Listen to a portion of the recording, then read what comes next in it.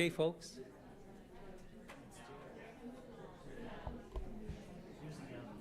Should I? That works.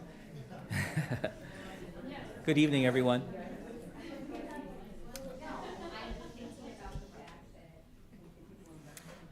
We are re-entering open session at 7:34 p.m. May I have a roll call, please? Member Dr. Lopez? Here. Member Dr. Koh? Here. Member Dr. Farzaneh? Here. Member Fleen? Here. Member Jacobs? Here. Member Nowick? Here.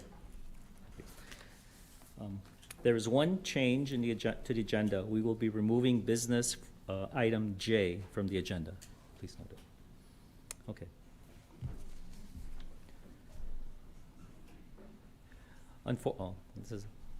Unfortunately, due to scheduling conflicts, student recognition will be rescheduled to next month. That's usually my favorite part.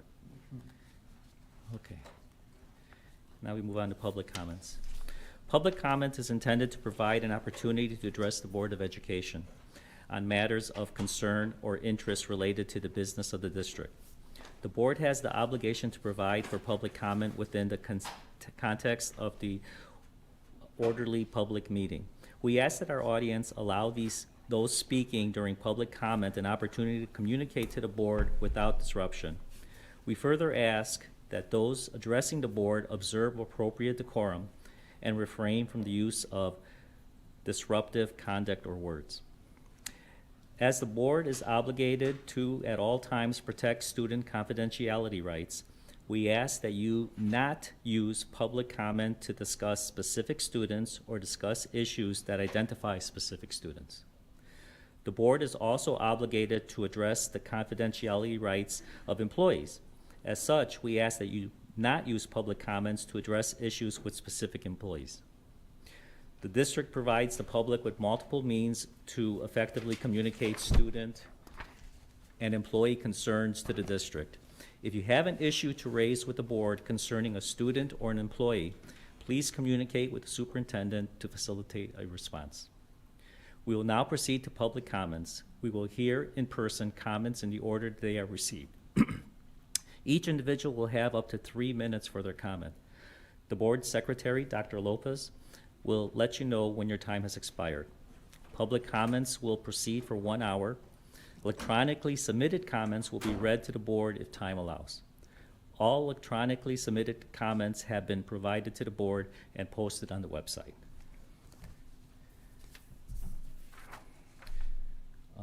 So I have one public comment that was signed in for, and that's Maggie Vandermeer.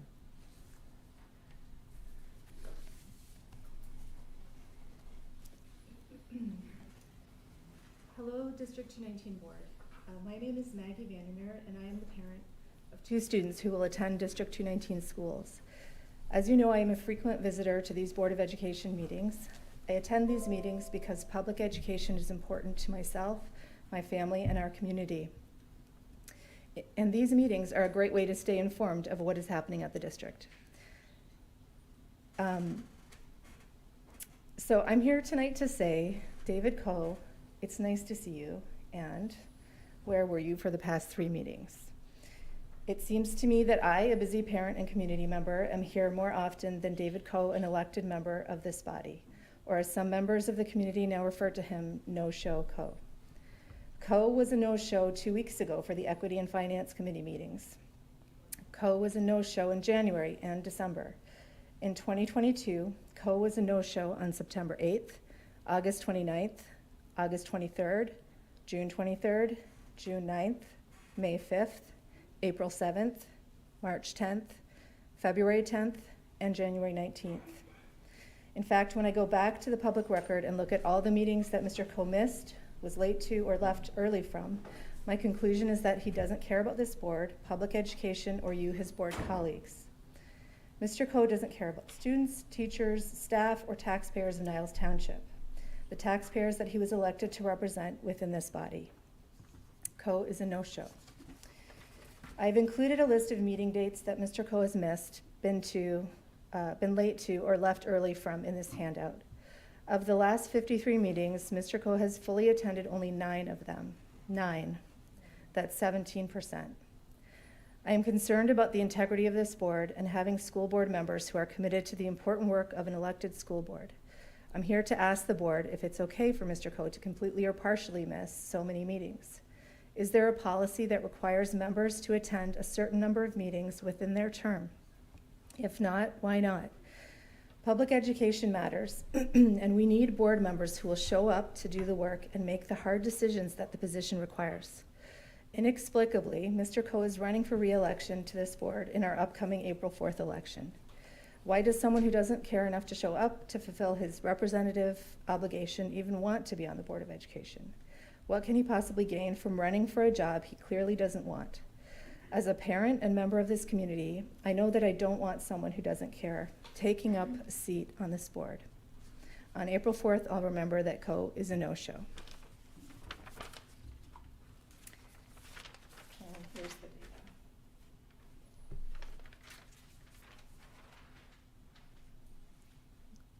Thank you. That completes the list that I have for public comments.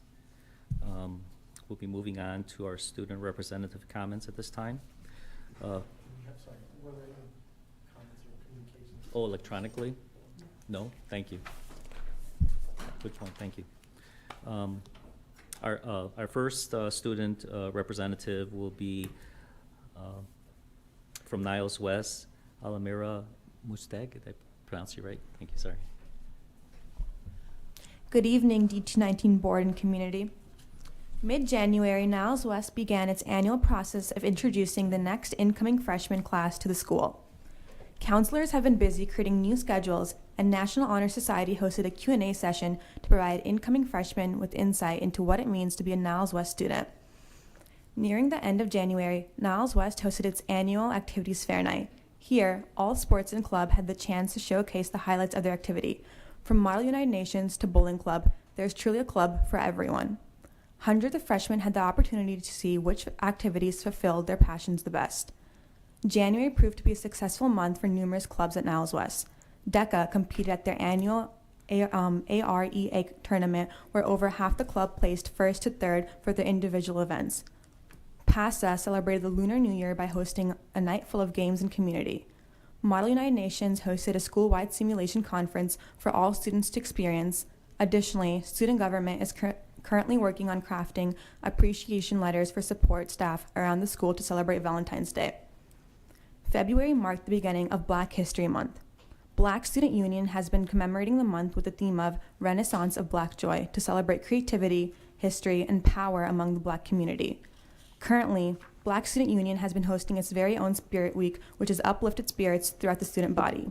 However, as Niles West Black Student Union continues to celebrate Black Pride, it is important not to forget that the essential request BSU made a few months prior to this very board. Black students at West still need support and proactive action from the decision makers of this community. Recently, there has been a push for numerous initiatives to make the school environment more welcoming. There are hopes to reach out to Niles West feeder schools to have meaningful conversations about hate speech, along with plans to rethink how students reprimanded for hate speech are re-educated. The Niles West Wolfpack is hopeful for more equity and genuine action towards change. Thank you. And now we'll hear from Ashley Weatherspoon of Niles North.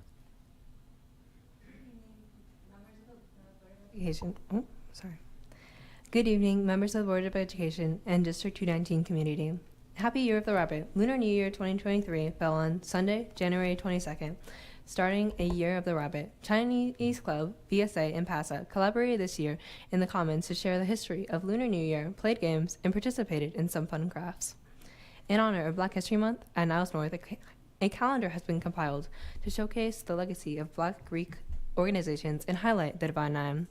This calendar includes a daily quote from inspirational Black figures, weekly events to participate in, and information about the rich history of Black people in America. This calendar can be found in students' emails or the district website under Student Activities. Some noteworthy events include leadership workshops, Black Student Union Spirit Week, and the Black History Month hosted by BSU. The incoming freshman curriculum and activity night was quite a success and took place on Tuesday, December 17th. There, incoming freshmen and their parents got an introduction to some amazing sports, clubs, fine arts, and electives. Current students, coaches, and club sponsors were able to answer questions about their extracurricular activity and encourage incoming freshmen to get involved. Some more exciting sports news: Niles North chess team had made state after placing fourth at their sectional tournament at Highland Park School. The co-ed cheer team went off to state last week after placing fifth in their qualifying competition. The girls' bowling team hosted sectionals at the Classic Bowl, and the boys' swim and dive and the girls' basketball team hosted their senior night last Friday. Congratulations to all of our amazing athletes. Finally, Student Council is currently working on an anti-hate assembly in which we aim to address how hate speech has affected Niles North. Currently, we are reaching out to various identity clubs to hear their experiences dealing with hate at Niles North and try to collaborate with them to help plan an informative, educational, and impactful assembly. Thank you. Thank you. Okay. Does anybody want to pull an item off a consent agenda? No? May I have a motion to approve the consent agenda as presented? Thank you. Second. Thank you. May I have a roll call, please? Member Jacobs? Yes. Member Fling? Yes. Member Dr. Farzaneh? Yes.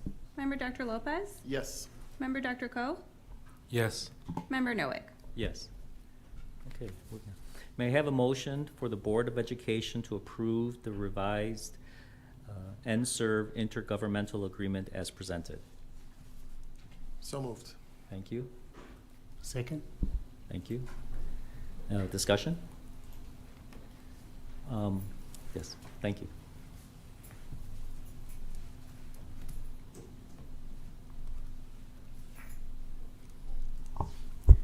Right, so tonight we're presenting the NSERV intergovernmental agreement we presented last month. We had guests here to talk through it with the board. This is an agreement that we've been collaborating with for some time, a partnership, I should say, that we have been collaborating with and that we want to continue to support. So we are hoping for the board to approve this tonight. The IGA is only being revised because of the reauthorization of Perkins, and there are some language changes that we shared with you last time, and then the full revised agreement this time. Any comments or questions? No? It's a very thorough presentation last time. Thank you. May I have a roll call, please? Member Dr. Koh? Yes. Member Dr. Lopez? Yes. Member Fling? Yes. Member Dr. Farzaneh? Yes. Member Jacobs? Yes. Member Noack? Yes, motion passes. May I have a motion for the Board of Education to approve the CFC Summer LEAP program for 2023 at a total price of $379,855.05 as presented? So moved. Thank you. Second. Thank you. Discussion. Thank you. Or presentation. So this was the same proposal that was presented at the Finance Committee with the board. We did have an opportunity to answer questions from the board at that time, and we are happy to answer anything further if there are still some things that you are wondering about.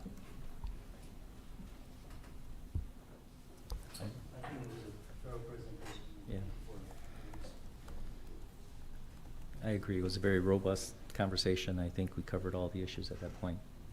Thanks. Yeah, it was just good commentary so that our community is aware of the work and also the benefits that we're seeing from students that have gone through these programs. I thought that was really, really great to see. So, yeah, I'm totally supportive of this. This is really exciting. Also, as when we had the committee meeting, to hope that it could have more student videos and like pictures of family literacy, family STEM nights too, just to add to the data. Okay. May I have a roll call, please? Member Abraham? Member Dr. Farzaneh? Yes. Member Dr. Koh? Yes. Member Fling? Yes. Member Jacobs? Yes. Member Dr. Lopez? Yes. Member Noack? Yes, motion passes. Okay. And now we're going to be presented with the panorama survey results.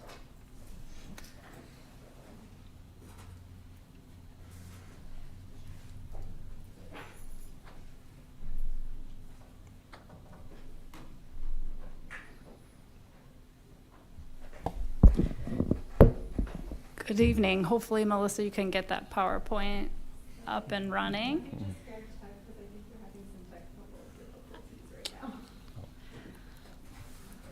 Well, hopefully we can get the presentation up, but Dr. Babakani and Ms. Bullock are here with me to talk about the panorama survey results from our students. This is year 5 of the survey, and it's given the district and the buildings some good student perceptions on social emotional learning competencies.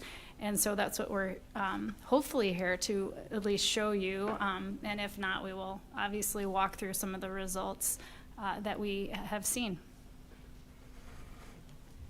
Well, good evening. I just want to say thank you so much for inviting us here to speak on a topic that I think is foundational to student success and growth and development. So I think we all are aware the last few years have been incredibly challenging, a range of emotions, a lot of uncertainty, and I'm confident that that has made us stronger as a community and that we're more resilient. We're seeing that now as more time has passed. We do have a collective responsibility to ensure that all students are able to learn and gain the social emotional competencies they'll need now and into the future. SEL is lifelong learning. So we want to start and just talk a little bit about what is SEL and what is it not. As mental health has become so prevalent, I think a lot of times those terms can kind of become blurred. So SEL, it is a pro-social, strength-based approach to teach and equip students with social emotional capacities so that they can develop positive, healthy relationships, effective coping mechanisms, make healthy decisions, and most importantly, be able to accept the challenges that come their way, because as we well know, we're never able to anticipate, and yet we're called up to order to respond.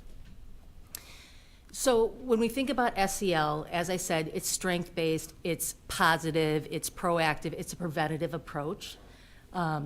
Because we're trying to ensure students have the skills they need before they encounter difficulties. When we talk about mental health as a discipline, that's more of an intervention-based model, meaning you wait until a problem presents itself and then you respond. So the goal here is to ensure that we have both SEL and mental health comprehensive services for our students, but also recognizing that there are important differences and they use different tools and strategies to be able to support students. So we have based our work off of CASEL, that is the Collaborative for Academic and Social Emotional Learning. It is a movement that began in the mid-90s and really was at the core of making SEL essential to education, knowing that it needed to be a part to ensure that students would be available for learning and be able to meet their goals and optimal success in school. There are 4 focus areas, and I'm just going to kind of gaze over them because it'd be much easier to be able to see it laid out on a slide. And I did add this after we submitted it to you, but what I want to say with a great deal of confidence is that the leadership, this school community is committed to SEL learning and has put in those foundational focus areas to ensure that we're providing high quality school-wide implementation. And in the time that I've been here, this is my 8th year, that has grown immensely. Not because of me, but because of the dedication in being responsive to the needs within our community. If I could, not to step on your presentation, you're doing a great job. I do think it's important when we talk about SEL, there are people that SEL, that term has become a boogeyman for, unfortunately, in the public discourse. There is no one SEL. Social emotional learning is what does a child need that day to be able to learn? I mean, that's really what it comes down to. So I don't want to interrupt because you're explaining it very well, but sometimes in the broader context nationally, things can take on this kind of meaning that it shouldn't, because while SEO and the CASEL framework defined it for us, I'd argue any of us that have been teaching for more than 20 years before the CASEL framework were doing elements of SEL in our classroom if we were a good teacher. Absolutely, I appreciate the comment, and I couldn't agree with you more. So we're talking about common practices, and the first one being, thank you so much for getting that up, appreciate it. Setting the foundation, and how is that done? Just like Superintendent Moore said, it is about the practices we have in place in our classroom every day, focusing on relationships, community building, and establishing that sense of belonging with our students. That's what's going to make them feel comfortable and be able to create, so we can create those equitable learning environments that we're looking at. We know that just reflecting on the pandemic, I think we were all stretched in many, many different ways, and needed to work to make sure we had the capacities to cope effectively and to be there to support others. So this is essentially saying focus area number 2 is that we cannot forget the adults in our environment, that we need to cultivate a collective, value of wellness, and that social connection is key, and that we need to be there to care for each other so that we have the capacity to support students. Promote SEL for our students. So as we just talked about, it's something that's happening naturally every day in our classrooms. And it isn't a package program. CASEL's a framework, right? And it talks about those key components, because we like to work from a framework, but it looks and feels different in lots of different environments. So it isn't just one thing. And lastly, we need to make sure that we're continually monitoring what we're doing, and is it having an impact on our students, on our families, on our staff and our faculty. And I think, when we talk about our next level of work, that'll really get it a way that we want to do that in real time. So as I said, we started talking about what SEL is, and it isn't one thing, and I do think it gets tossed around and has many different meanings, but just to define it for us here today, it is our collective responsibility, right, that we ensure our students leave us better able to manage their lives and cope with the things that come their way. So I had already kind of talked about the things, but I think one thing that we really do exceptionally well is the relationship piece. And without that, there's not much to build from. So when we talk about our next level of work, we're going to talk about building upon those strengths. I don't want to get too far off topic, but we are working as a district team to identify what those strengths are, and also what the gaps are. What are the immediate needs, so we can jump in and get the work going.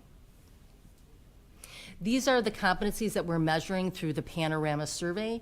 Some of them are identified within the CASEL framework, some that we chose at the start of utilizing this survey to be meaningful for our students. So like self-efficacy, that is something that we wanted to be able to measure for our students. One of the nice things about Panorama, it was one of the first surveys that came out, being able to actually tap into students' perceptions. We have a lot of rating scales where others complete and give their perception of how the student is doing. This is based on student perception. It was developed with Harvard and Panorama, and now over 9,000 or more, I think it's even more now, close to 20 districts are using it. But one of the important things about it is there's actually national norms.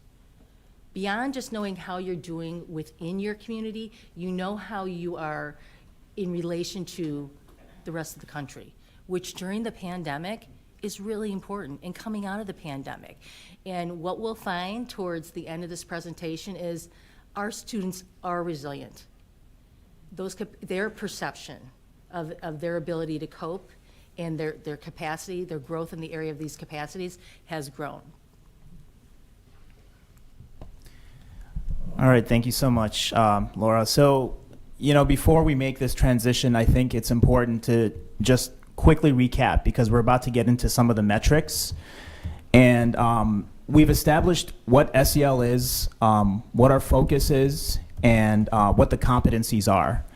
And so for the last 5 years, dating back to 2018, our students in the fall participate in what's called the Panorama Education Survey, the SEL survey. And so each year, students participate in the survey of these 6 competencies. And I'm happy to report that before I say I'm happy to report, I want to make sure that the board recognizes what these metrics are. So on the far left-hand side is the identified SEL competency. The categories are students participate in the survey. The next column, it says percent favorable. Now, the SEL survey is a 5-point Likert scale, and students who answer a question and respond favorably are students who pick the top 2 on the Likert scale. So it's a 5-point scale. Anyone who picked top 2 often or almost always was perceived as part of the favorable metric. So the way to read that is self-management, 73% of the students responded favorably. The next column is our comparison to the national norm. So you can see where we are in the percentile among all schools who participate nationally in panorama surveys. So District 219 falls in the 60th to 79th percentile among K-12 schools. That's an important distinction to make. If we wanted to see what we look like among 9-12 schools, it's a deeper filter we'd have to make. And then finally, the final column represents the change from last year's results to this year's results. So it looks like there was no change between last year's results and this year's results. However, as this is all explained, I'm happy to report that 4 of the 6 competencies district-wide, we've increased 2 to 3% in each competency. One, that's great news, but also I want to caution all of us in here not to use this as a diagnostic, but to use this as a data point to see what we can do to leverage our resources and support our students. And so we wanted to also give you an example of what the questions look like. What do students actually go through when they respond to these surveys? So we picked self-efficacy. As you can see, they're very classroom-based questions, questions that help students gear towards preparations and what they need to do to be successful inside the classroom. And I'm not going to read over these 5 questions, but looking at the first one, how confident are you that you can complete all the work that is assigned in your class? This is an example where the student would pick on a 5-point Likert scale where they perceive themselves. And so each competency has about 5 or 6 questions like this that they respond to, and that's how they tabulate the data. This data set presents a longitudinal data of last 5 years in Panorama, our surveys. As you can see, the most telling data set is the dip during the pandemic. Between 19 and 20, our data sets decreased by 4% for self-efficacy. And I do want to note that self-efficacy, especially at the 9-12 level, is a nationally low indicator. As students matriculate through school K-12, self-efficacy is a social emotional competency that high school students generally struggle with, and it's something that we work on very hard to make sure our students find worth in themselves and their academic self-concept. And so, as you can see, the 3% trend for this past school year, and that's a good sign, but again, it shouldn't be perceived as a grade, but more so as where are we now and what can we do to support our students. When we do a deeper dive into self-efficacy, I want to show you how each student responded to each question from a favorability scale. So let's use the first example. How confident are you that you can complete all the work that's assigned in your classes? 58% of our students responded favorably to that question, and that's up 3% from last year. And as you can see, all the indicators in self-efficacy showed an increase, but we have work to do. And especially if you wanted to zero in on something, look at the last question, where 29% of our students in the district responded favorably. How confident are you that you will remember what you learn in your classes next year? And only 70% of our students, 30% of our students responded favorably to that. So it says a lot to what we can do to support our classrooms and our teachers to think about what instruction looks like, and how learning can be meaningful. And so this is powerful data for our teachers to use in the classrooms. This is a breakdown based on the subgroups for our SEL data. And I want to make sure this part is also clear. It's a lot of data you're seeing up there, but once we explain to you the way it works, this is very useful. If you look at the very top row, it says all respondents. you're familiar with those averages. So again, emotional regulation, grit, growth mindset, those percentages you see up there are the percentages of favorability. Everything below it, the -7 or +8, is a deviation from the average. So let's look at male and female respondents to emotional regulation. You can see that the average in the district for female respondents to emotional regulation is 7% less than the average. And you can see the male respondents to emotional regulation is 8% above average. The purpose of this set is to help us look at subgroups to think about how we can provide specific supports for grade level, gender, and race, for instance. And as you can see from a racial lens, the subgroups that are continuously and predictably, unfortunately, impacted are Black and African American and Hispanic Latino students.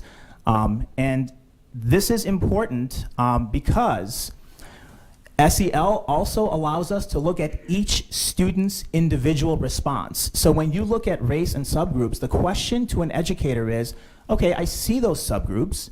What can I do as a teacher? What can I do as a counselor? What can I do as a dean of students? How can I help students at an individual level?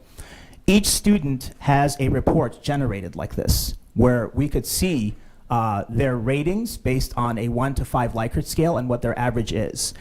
And we are very excited to discuss our next level of work. The reason why this is powerful is because our SEL data, and this is where Ms. Bolick will go ahead and we'll tag team this one, but our SEL data, we're excited to announce, we'd like to move forward with something called the Panorama Success Platform.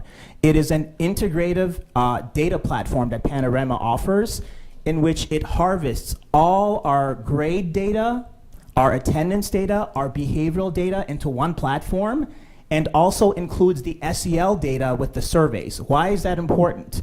It's important because we can create cross-sectionality of data sets. So for example, if I wanted to look at specifically Hispanic students, 9th grade, everyone receiving C's, it would generate that student.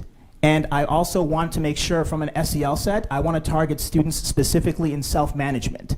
Students who rated themselves poorly in self-management, give me those intersectional variables and generate that list for me. Once that list is generated, I can see exactly who those students are, and we can think about what targeted intervention looks like.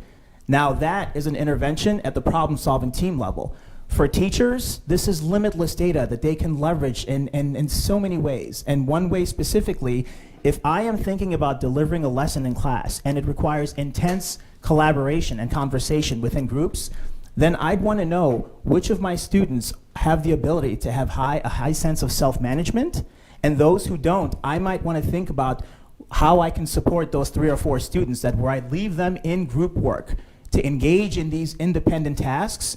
I need to make sure that I'm clear with my supports and my instructions so those students succeed based on this information that I have. It allows teachers to have a deeper dive into who their students are to provide them with that support. And this is the type of program that we're looking for, to have a cutting-edge 21st century data set to support our problem-solving teams in student services and our teachers across the board. And I think that it's definitely addressing a need where we don't have an integrated data tool platform at this time. We have different platforms that we have to pull from, and we all know in the course of a day, it's very difficult to get to that, right? And then make meaning of it, and then put it into action. So this really is an easy to interpret one-stop platform.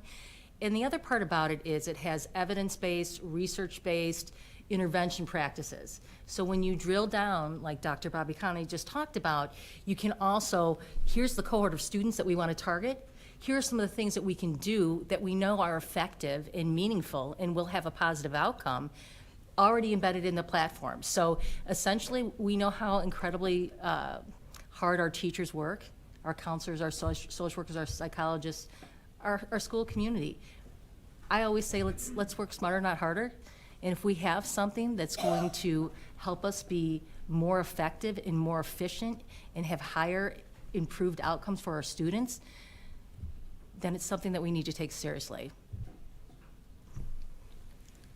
Does anybody have any questions? Wow. It's a lot of information and good information, which shows we're doing something about the equity issue that comes up all the time. This is good data to go with. And I look forward to seeing more as to what this district is doing to address the specific groups that are falling behind for a variety of reasons. I think that's the important key. So I have a quick question. So basically, you're saying this is just going to help our instructors, our staff, everybody to, if they're not already identified, to help identify the specific needs in the areas of what they're going to, where their needs are, right? So if the self-efficacy, for instance, as you were talking about, Dr. Babakani, and whether it's growth mindset or those things. So do we see that we have identified pretty much everybody in our district, or are we still learning to try to identify some of our children and our students that have these SEL needs? And is this going to be the thing that helps to identify everything and just bring that out to the forefront for all of our students? And then with all this data, when we talk about, as Dr. Conley's over there with, our psychs and social workers, will this give us a better idea of what our needs are for our psychs and social workers to be able to kind of maybe also kind of predict as to how many, because we've had conversations before over the years of how many do you think we need and how many, are we planning for and prepping for, and there's been times where we've had to add some FTE to hire those people on, and so does that give us a better insight to that as well? I think that's an excellent question, and when we talked earlier, we talked about this not being a mental health tool. It's not a diagnostic. However, it's a way to really look at the data in a whole picture way, right? So we're seeing all aspects of the student and how they're progressing over time, and being able to, we're always more effective when we can intervene and respond to students as a group. Right? We're very limited if we're going to do a one-off here, individual. So if we can have an effective tool that identifies the cohorts of students and the areas they need support, then we can instructionally approach that, right? And ideally in a proactive way, right? Exactly. That's what I was going to say. So we're trying to be much more proactive and catch it before it becomes a bigger problem, as we were discussing from before. Yeah, I think if I could, one thing with that, just as a cautionary, it's good tools that we'll use with kids. It's not an identifier for any kid. I'm not saying, well, that's one of our low grit kids over here. So that's not what this does. It's not put out that way. It's one of many tools, as you say. Somebody could come across with all fives on this, but we know they're not performing. So that doesn't come across, it's only as good as the input from it. And I do want to touch on one thing. I know people watching at home, it's a concern for any parent, anybody, data privacy. This is an internal tool. This is never shared. This does not go outside. This is not part of anybody's record or anything else, just to make that, just to make sure everybody understands that too. Thank you, Superintendent Moore, because I was getting to that, and with those concerns, because of we've had data breaches before in the districts, and so those are some of the concerns that we have. But so with having this will help us to get better metrics for us, in a sense, then, to figure out, are we heading in the right direction, and of all the collaborative work that we're doing, whether it's the CFCs and all those other things and everything else that Dr. Adagin and Bridget and Dr. Conley and all of you guys are working on to elaborate that. So that'll help us, give us another a tool, in a sense, to just help to make sure that they're kind of heading into the right track then? Yeah. I mean, it's a layer of our MTHS system. There you go. Yeah, we have so many acronyms. Right. Yeah. The multi-tiered systems of support. Sure. And this, you've heard me speak a lot about collective efficacy before, right? It takes administrators, support staff, safety team members, teachers, paraeducators to work towards social emotional learning for our students and our staff. And this gives us a measure to the Illinois state standards that are set forth to guide us. So there's academic standards, and there's also social emotional standards that school districts in Illinois are expected to address. So this is really targeting what's happening at the tier 1 level in the classroom. And so this tool helps provide readily accessible data to teachers, as Dr. Bacani and Ms. Bullock have already talked about. In addition to the other layer we have as a school community with our problem-solving teams that is comprised of your dean, your counselor, your psychologist, your social worker, because you ask about how are we making sure we're catching students who may need support from us. So that's another layer. So you have the individual student layer of how are they feeling and how are they accessing education. That's our role as a related service personnel. And then there's the how are students feeling about their social emotional competencies, because that is what will prepare students to be empowered when they leave this district, and to be successful in the community, to be successful at work. These are all skills, the soft skills that everybody needs to have to function in society. So it's multiple layers, and this is another layer to ensure that we are all working together to address most students. And those that need more after that, we have another system in place. So are we always going to be perfect? No, but we do our best to try to make sure that we are watching, evaluating, looking at multiple data points to support our students. And I promise last question. Is there a possible way of, because you were talking about it being layered into a multitude of systems that we have, and there's other layers, maybe one of these days if you could, for the board, maybe provide us like maybe kind of a flow chart, because when it first started off it was CFC, NTHS, and now you're right, we have so many layers that I just would like to see maybe kind of, I don't know if it's what chronological step or order this might be, and how that would kind of play into if we were to, for instance, we have a freshman coming into our school systems.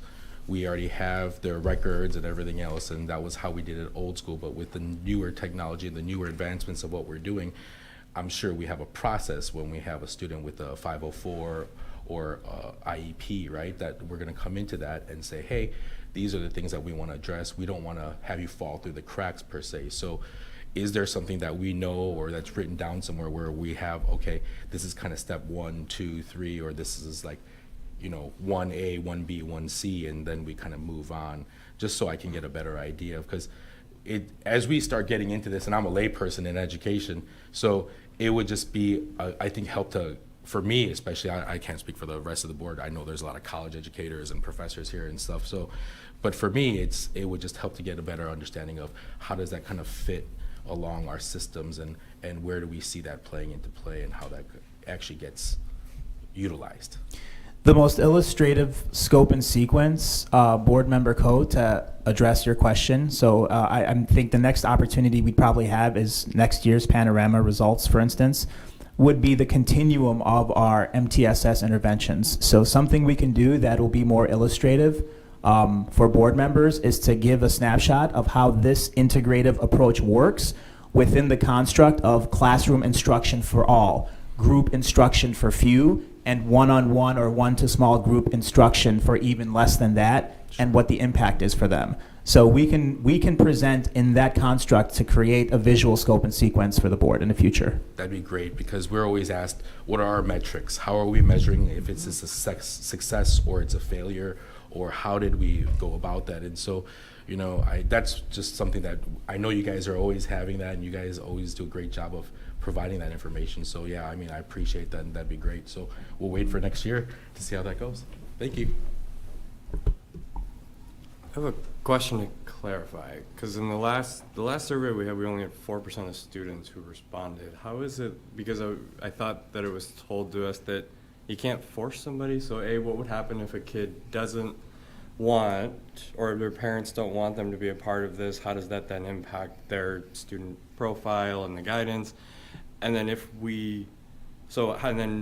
are we providing them the option? Because I think that 4%, right, that would help the equity that we did there. I think it would give it a little bit more substance for us. Is there a way to pair these so you can do them both at the same time so that you're doing these surveys, we get both survey kind of results at the same time, we're getting information from both sides of it? Again, I think this is great, but what would happen if we don't have a student's answers, or what happens in that point? So, great questions. Obviously, absolutely, students have the right to opt out. Parents have the right to opt out. With this integrated platform, if they didn't have the survey data, all the other data that we're going to be pulling in will be in it. So attendance, behavior, assessment, all of that. And then they could still be factored into any kind of responsive measures we need to take. I hope that answered your question. And I'll just add, we do survey our students a ton, right? We are trying to be incredibly mindful of not over-surveying our students. The Hanover survey was the first time. So should we continue to do that, our hope is that we would work towards increasing the response rate. But also remember that was parents, staff members too. So we can work towards, okay, how can we increase? These are all things that we take into consideration as far as, it's valuable information. Students are our best source of knowledge on how things are going, and one we want to listen to frequently when it comes to school. So we will continue to work towards that, but also know that this survey has helped our whole school community, making some pretty powerful changes in what we're doing at the classroom level, because that is where students spend most of their time, and teachers have the potential to have the strongest impact on students and how they feel and perform at school. And I think that's the question with surveys. We don't want to be survey crazy like the telephone at election season where it's just every other phone call. And a lot of people want to put out surveys for a lot of reasons that are good reasons, and we're protective of time. One of the differences between this and the Hanover survey is this is helpful for the child doing it, whereas the Hanover survey is helpful for us to get an idea of what's going on. And so we try to prioritize those that have an individual impact on a child. We'd love for other information, and as we said, that was the first one. We're going to expand it. We're going to try to get more information. But this is a structure that is really difficult, getting parent feedback, student feedback. I mentioned some of the efforts I made in my previous district to get this in the last discussion about this.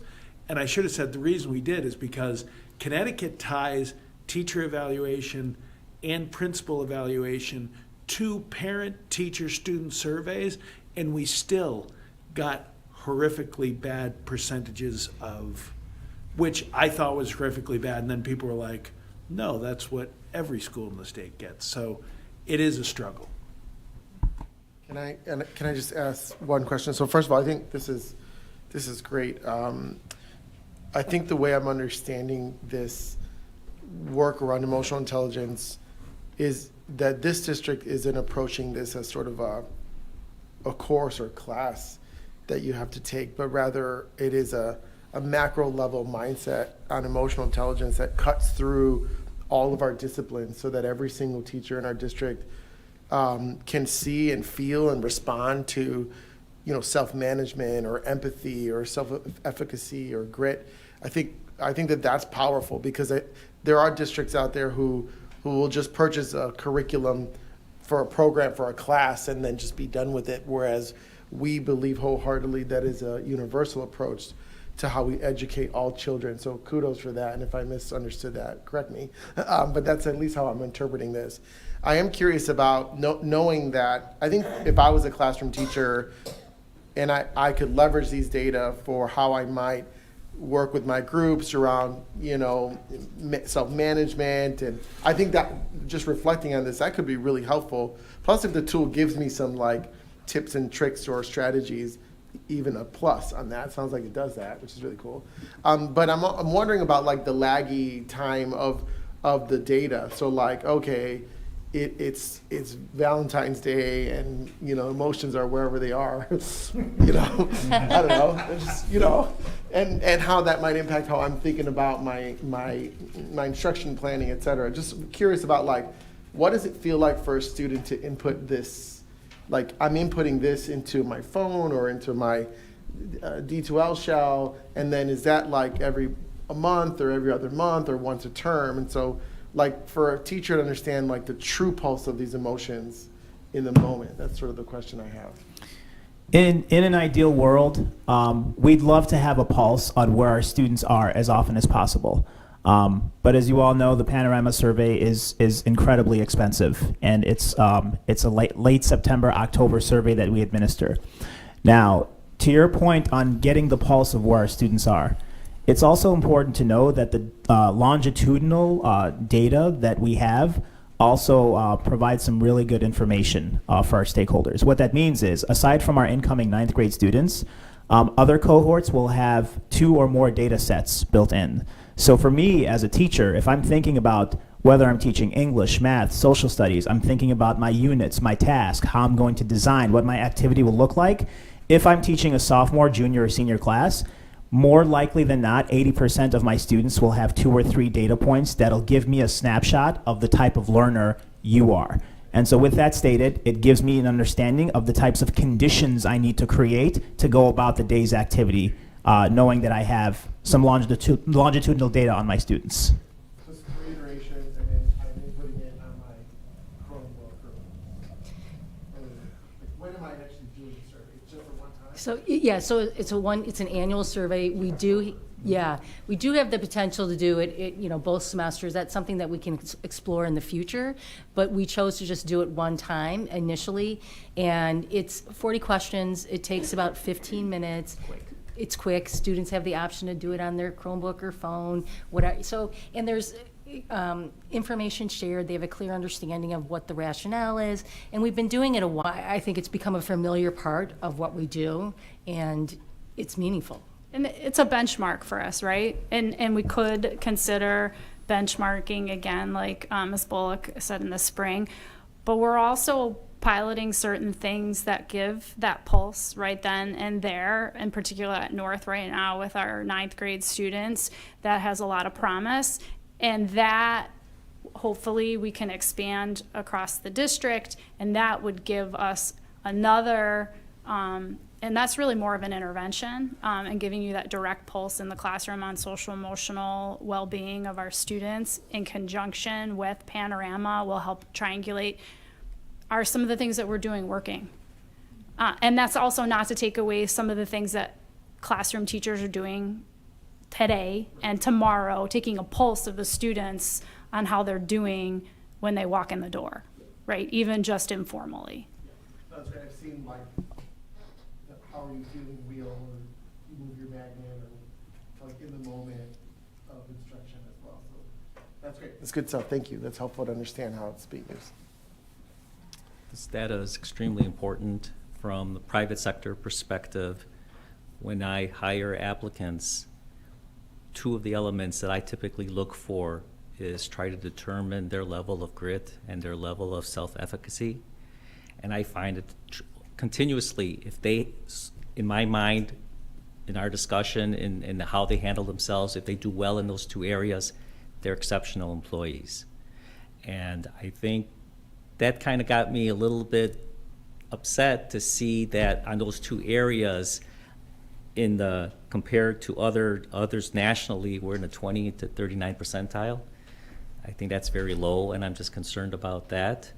Also, your presentation showed that we've been kind of flatline for the last 5 years, and I understand the pandemic and was in the middle of that, but there were 2 years before the pandemic. That's in that equation from 51 down to 48 or whatever. So, great tool.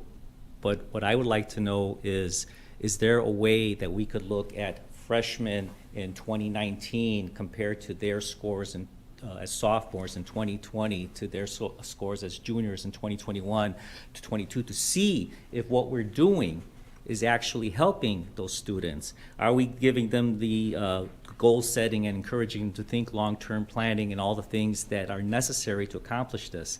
Is there a way to extract that information now that we have 5 years of data to see what's working and what's not and where we really could focus our energies? Yeah, and I'm so glad you said that, because that was actually the intention of this, right? It wasn't just administer a survey, get information, right? Right. It's to track over time and see, is there growth and development in our students' skills, in their perception of their skills.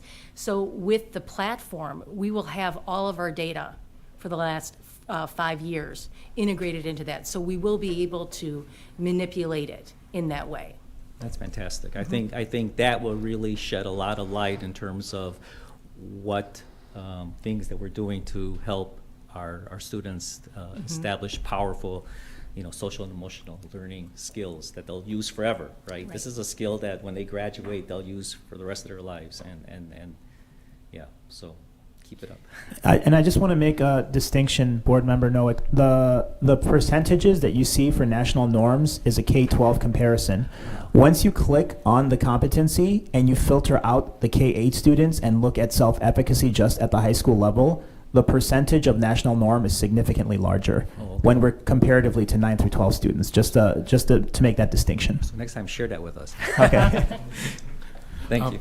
Quick question again. Is there a different set of standards for transfer students? Because I know we have some transfer students that coming in throughout the year. Are they going to be delayed? Is there something that if they don't catch up with their cohort, if they enter the second semester of their freshman year versus incoming freshmen from one of our 9 sender districts? And is there a plan for that? You don't have to go in depth. I just want to know if there's something that can capture all of our students as much as we can. Yeah, absolutely. So I think the most important thing that we can do for any student who's not part of our sender system that feeds into Niles North or West is to create a strong orientation system and a sense of belongingness for the students as they enter our high school. So once we establish a strong orientation, once we make them feel like they belong, they feel seen, the metrics, the systems, the supports, the interventions is consistent for all of our students. We don't just want to make the assumption that they know exactly what they're supposed to do and they're in our system now, so go to class. We have specialized events for them. We have mentors, we have ambassadors, so we make sure we support them to make sure that they feel belong, but then they are also all part of this data set as we move forward. One question. So we do have Venezuelan refugee students and Afghan refugee students in the district, and they might not be fully familiar with what's going on. Is there a situation where you help them understand what they're supposed to do? Because their emotional needs are off the charts. They're going to be very different than the rest of the kids. Absolutely, absolutely. I've had the privilege of working with our asylum students from Venezuela directly. And while the presentation you see here is about SEL competencies to enhance classroom instruction, the supports and the needs and the amount of, what's the word I'm looking for? Their grit, their tenacity is off the charts. For them to endure what they've endured, they might not be able to respond to these classroom-based questions. But I'll tell you what, if they respond to life-based questions as a result of their grit and their tenacity, they would score off the charts. So I choose to view them not from an anti-deficit lens. These students are strong. And it's just a matter of catching up on the language for them to do great things in this country. And I think that should be reflected, right? Because up until recently, I didn't know what grit means. Yeah, right? Good point. And I'm sure these students don't know a lot of that vocabulary, and it's very important that they get to know that, because it's not going to be reflected here. Right. Absolutely. Excellent presentation. Thank you for the great summary and answering all the questions. I think this is a very important tool that we will be able to utilize to really, really track our students. And then, so on that note, I'm going to continue on to the next item. It's a good segue to the next item. That's right. So may I have a motion for the Board of Education to approve the Panorama Education Platform contract at a cost of $54,702.59 for 16 months, Annual cost thereafter will be $51,775 as presented. So moved. May I have a second? Second? Thank you.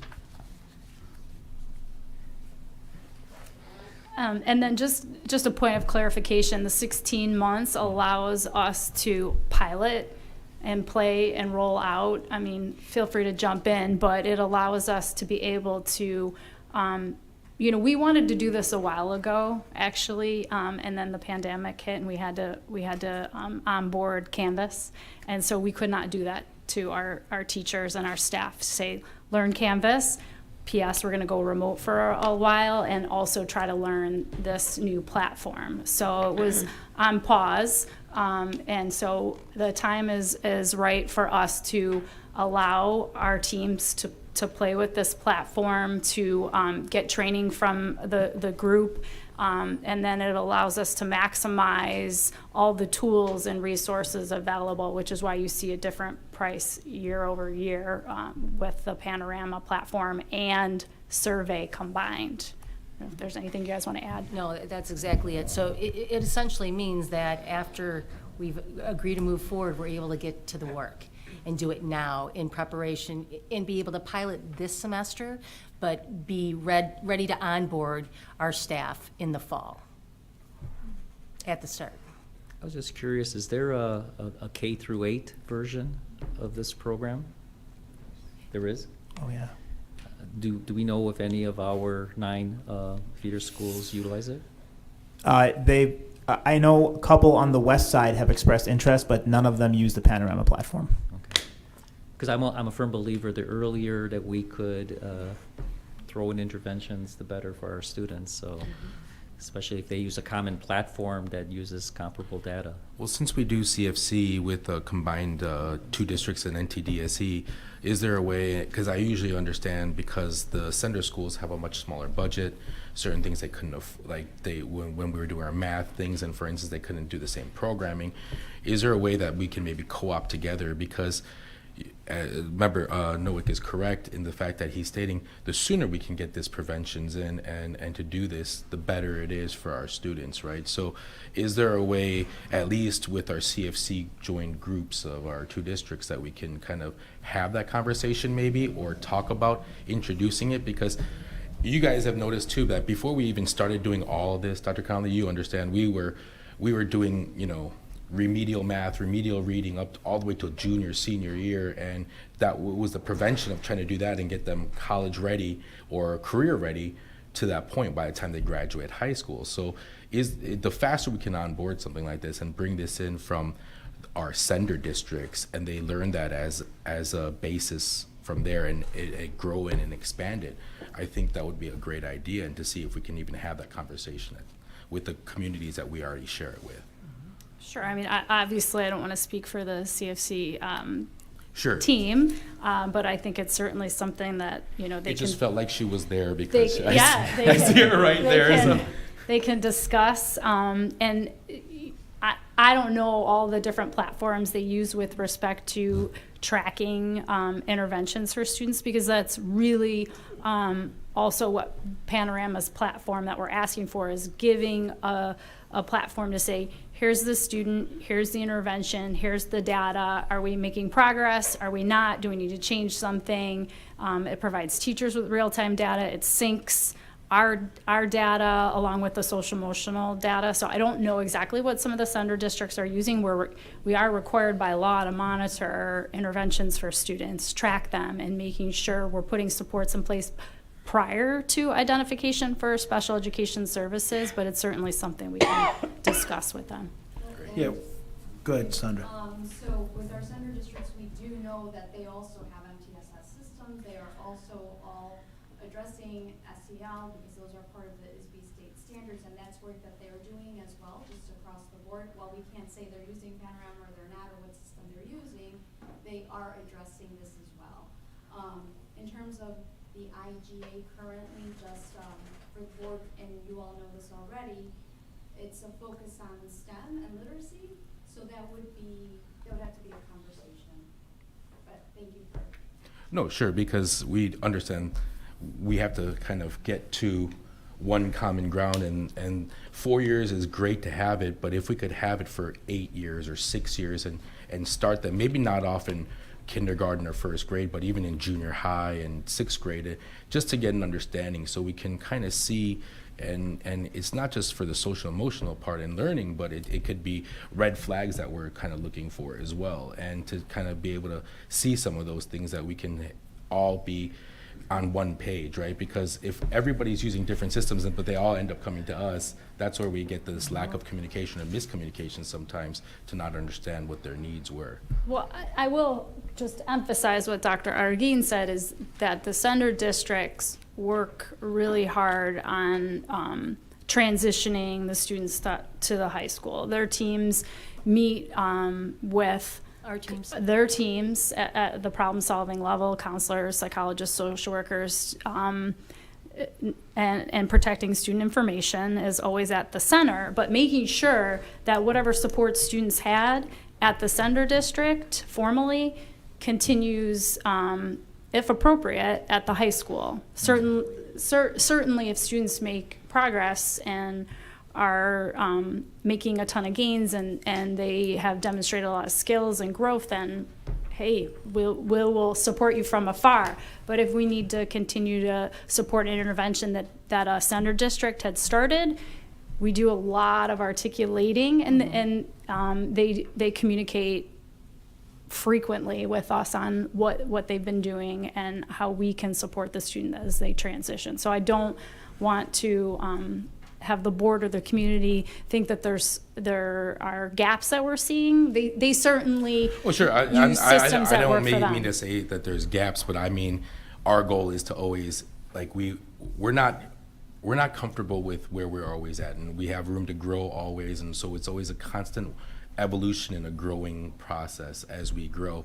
And so as we do that, it's just how do we help them help each other at the same time to produce the best students that we can out of District 219, right? Because that's what the board is charged with, right? Making sure that we give our children the best educational experience and the most opportunities that we can give them to be successful in future in their life, right?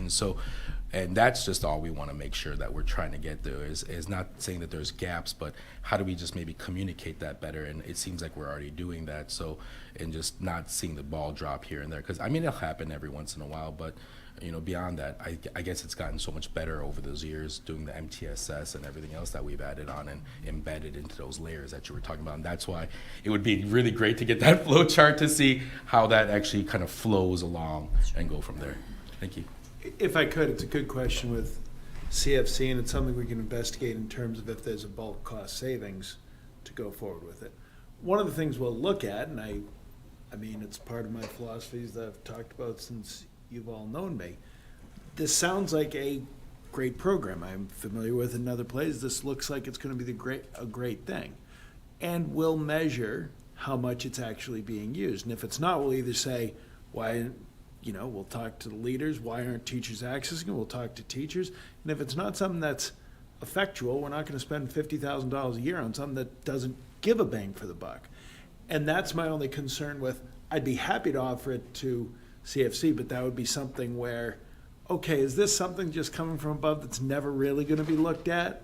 Or is it something that's going to be a part of what's going to make students' lives better? I think there's a responsibility with that too, but certainly we can look at costs and interest in this too. Kind of deviate a little bit from our 4 years to K through 12, but that's okay. I think that's the good perspective to have, that we look for township-wide solutions. And so any other comments or discussion on this? Okay, roll call, please. Member Dr. Go? Yes. Member Dr. Farzaneh? Yes. Member Abraham? Member Flink? Yes. Member Dr. Lopez? Yes. Member Jacobs? Yes. Member Noack? Yes. Thank you again for the presentation and the Thank you very commentary. much. Appreciate it. Yeah. Okay, moving on to another presentation. We're going to have a presentation by the District Evaluation Committee on early release days.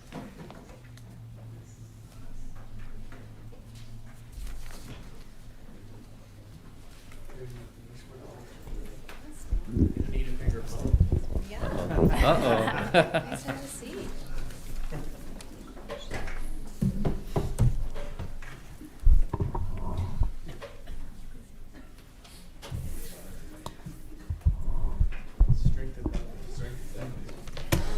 Well, come, move on down. we got plenty of room. Do you want me to scoot next to you? Sure.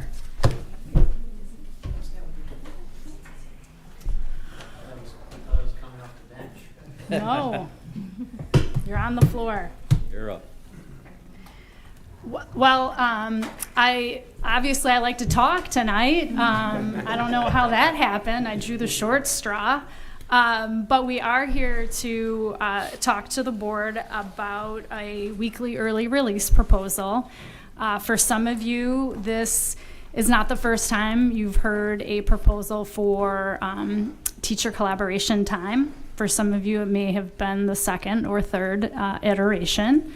But I am happy to say that now time is of the essence. I think we've learned a lot of lessons from the pandemic.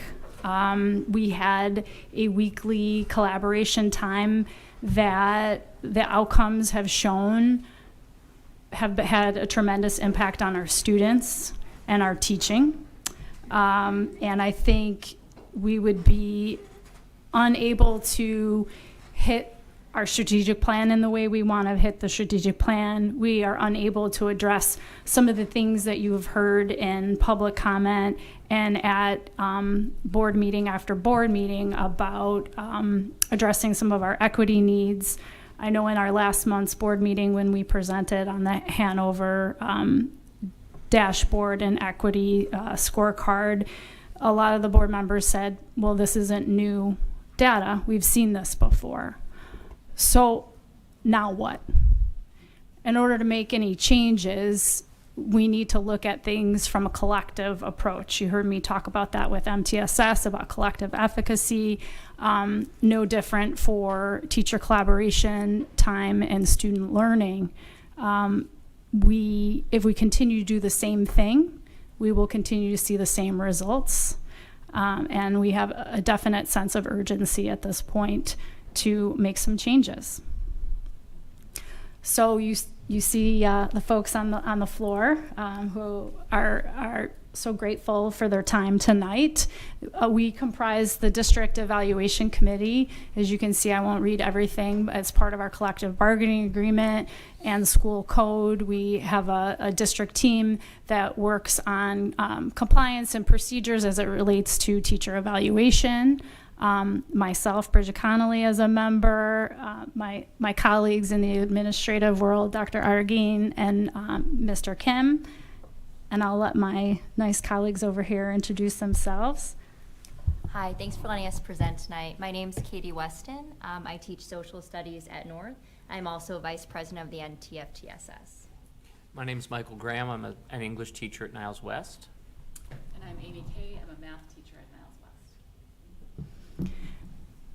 And they have been great partners in this work with us, and feel strongly that this is a united effort, that the teachers and support staff are behind this work as well. So, thank you. Part of what you heard about following our district strategic plan a couple of years ago, this particular goal in increasing structured and intentional, deliberate type of time around professional development was one of the most critical aspects that came out of the professional development and professional learning climate subgroup. I actually happened to lead that group, so we had members from administration and the union volunteer to participate in the work we were doing. And when we finished the months of work, reviewing research, reviewing data, the goal that you see here for you on this slide is exactly what was identified as a need. And now this was prior to the pandemic. As Bridget had highlighted, I would say it's been elevated as a need for our district, for teachers, for the support staff, and for our administration to have that intentional time that's deliberate and focused in being able to work on the goals and the initiatives that the district is wanting to pursue. One of the key aspects to this is that this common time means that all are present. It means that you don't have team members missing because we don't have the ability to schedule it so that every teacher who belongs to every team is able to meet together. That just isn't realistic in the way a high school schedule is built out. Our APs can attest to that. So this gives us the chance to mean all hands on deck. Everyone's together. Everyone's working on the same goal and initiative. So all the oars in the water are moving in the same direction. So the objective specifically then to achieve this is to implement a weekly early release day beginning in the school year. What this is going to do is allow for that consistent collaboration we're speaking to. This is going to allow us to target and hit some of the things you're going to hear further in our presentation. And it gives everybody that same common time so that everyone's working towards the same focused objective. So this is not the first time tonight you hear the word efficacy or collective efficacy. And so this is a very important concept that we are going to emphasize tonight as well with the proposal. Something that we wanted to really talk about is the importance of collective teacher efficacy as a strategy. And while you see the word teacher there, please look at where it says domain school and then subdomain leadership. So this isn't just leaving it up to the teachers. This I would argue that a better term would be collective educator efficacy, but this is what the researchers decided to call this. And it's very important to consider this as we're talking to you about early release, because one of the things that we know is that the question is, what's going to happen to the instructional minutes? And I want to remind us all that our goal is not to have more instructional minutes. Our goal isn't even to just increase collaboration time for the sake of increasing it. Our goal is improve student outcomes. And what we know from the research, and this is the research of Dr. John Hattie, and I just want to share with you that his research is based on over 15 years of looking at studies. It's based on over 800 meta-studies that look at over, I just wanted to be sure because I know this number, but it's really significant, over 80 million students and what their outcomes have been. And so what we know is that this collective teacher efficacy is the number one strategy for improving student outcomes. And what it means is that you have collaborative work with achievable goals. And so that is not accessible or available if we don't have the time. So essentially you're investing in this time so that we can have the improved student outcomes. And again, what's really beautiful about the conversations we've been having here at the board is that we've seen the Hanover report, we just saw the presentation on Panorama, and it's like we're at a time where this is not a want, it's a need for us. And you know, what is behind this, and we'll continue to talk more about it, but what's behind this idea of collective teacher efficacy, it's not just a belief. It's not like, oh, we believe in ourselves. As we heard with the Panorama and for students, it's knowing that we can make a difference together and working together and knowing that we can solve a problem around what our students are experiencing or what we need to do for them. That's where the gold mine is here.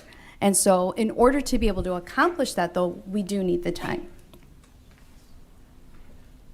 Oh, one more thing about this that I really want to point out. When you look at the mean effect size, what was found is that what we need to see is an effect size of 0.4 or greater, and that is what leads to accelerated learning for students. So the fact that this is 1.57 is significant. So the other thing, and we've talked about this, and you'll continue to hear us talking about this at least for the next decade. We are going to be talking about the pandemic and the effects of that and what we learned. And one of the things nationally and internationally, as people are looking at right now at, you know, all of the lessons, is that we do have to show our value, that we value the teaching profession by promoting teacher collaboration. Because when we experienced the pandemic, we had to be very innovative. We knew that we couldn't be solving the issues that we were facing by doing the same things. In our own district, there was an increase in teacher collaboration time, and that is the time where a lot of our teachers took a lot of risks, where a lot of our teachers started to look at non-traditional grading practices. And so that was something that supported our students during that time. And I have to say, even when we presented on the school report card, we saw it in the results there. So it wasn't just the grades, but when we did see, when students did come back from the pandemic and took that SAT for the first time in our schools, there's a little bit of a narrowing of a gap there. And so those are the questions. I don't want to make a direct correlation, but we do have to ask ourselves, what were the practices that we changed that contributed to that? And so organizations such as UNESCO are putting out these reports and saying, for instance, that last sentence is so powerful. We must encourage conditions that give frontline educators autonomy and flexibility to act collaboratively, because that's what worked for us during the pandemic.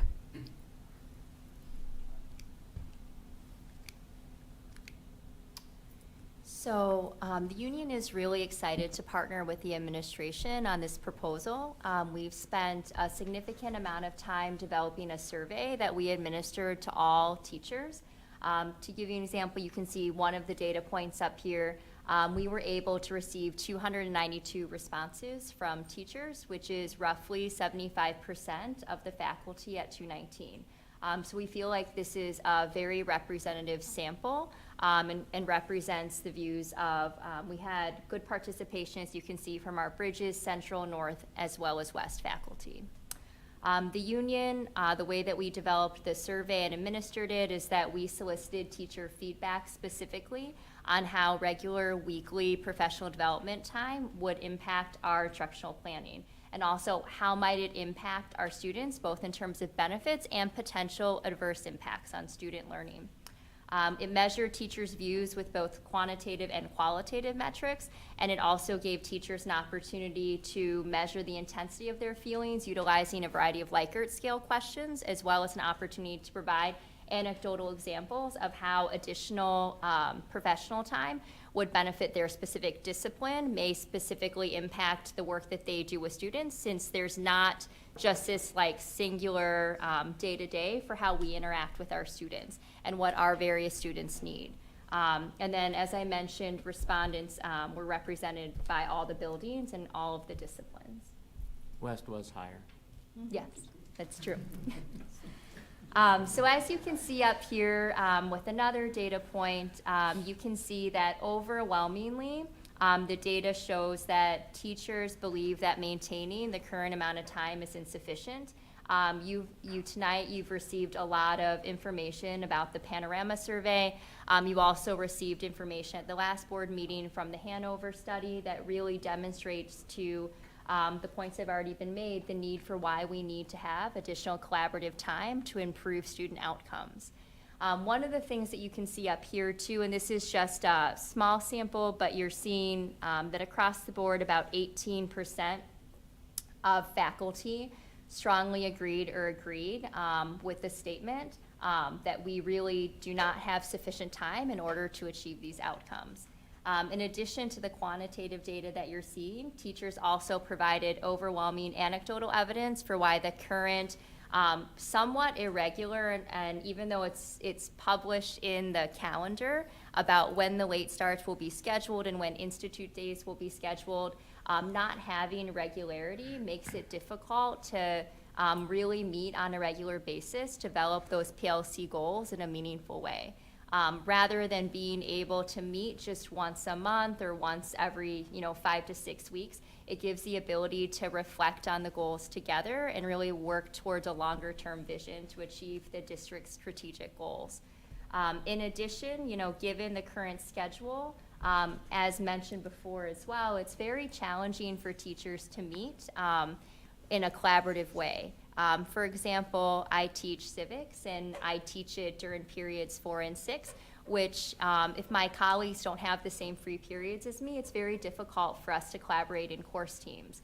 It also makes it difficult across grade levels for teachers to collaborate in a multidisciplinary approach. We have great teams meeting. I know, for example, there's like a 9th grade on-track team that meets, but an example of another benefit of embedded regular time would mean that all of those teams can meet on a regular basis without necessarily pulling teachers from their classes to find the time to do so. The union also really believes that in order for us to make tangible progress towards doing things like altering the racial predictability of achievement, in order to support our students in a post-pandemic world with the host of the SEL needs that you heard about tonight, this time is really necessary.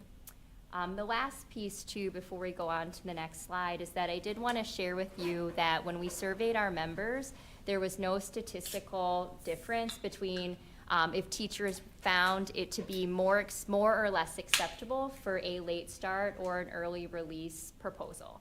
So I wanted to share that with you because I know in previous iterations of this proposal, there have been different options discussed. So looking at the evidence, looking as well as the data, I did want to let you know that the Teachers Union Executive Board voted unanimously to support and recommend a proposal to the DEC to move forward with an early release proposal. I think, one of the most common tropes about teaching is you close your door and you do your job and no one interferes. And we've moved so far beyond that. No one who teaches well and cares about kids does that anymore. And so we all want to move toward working together in ways that are going to benefit kids, that are going to allow us to use the data that we've got from a variety. We know what the numbers say. We know what our students need. We need a way to provide them with that. And I'll just give you an example. Tomorrow, although my daughter's most excited about the late start because she can go to Starbucks, we have two fairly broad initiatives that we're working with the West Social Studies Department.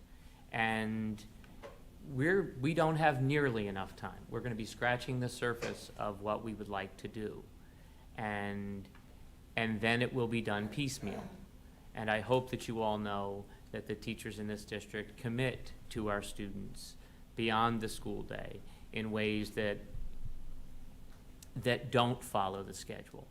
But that's extremely hard to do because we have families in graduate school and other obligations. And this would allow for an opportunity to say this time is sacrosanct. This is set aside for this specific purpose. And all of these things that are done piecemeal can come together holistically. And that, I think, is the greatest benefit of this, is that it's not just within departments, which is what we primarily do with late starts, just because there are so many initiatives, or even cross-departmentally, but within both buildings.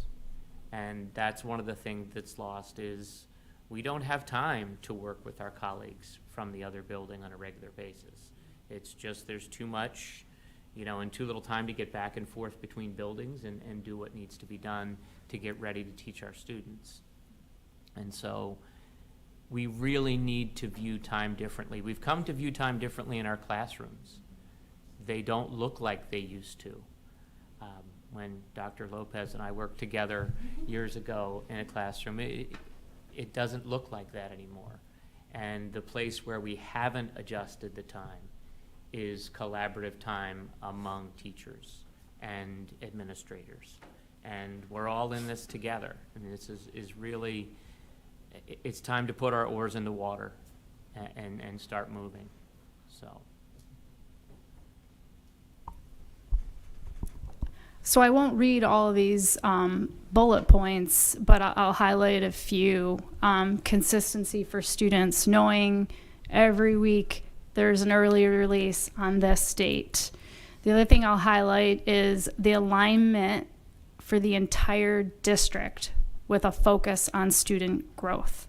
Right now, as you hear from my colleagues, each department starts to scratch the surface. And yes, it's aligned to their department goal, which is aligned to the school improvement for that building, but it just starts to scratch the surface and the time's up. And then what? They wait another 6 weeks, and that does not move the organization. There's a lot of really great things happening in pockets across this district, a lot more than we share at this board meeting. Teachers doing things outside of their scheduled time for students.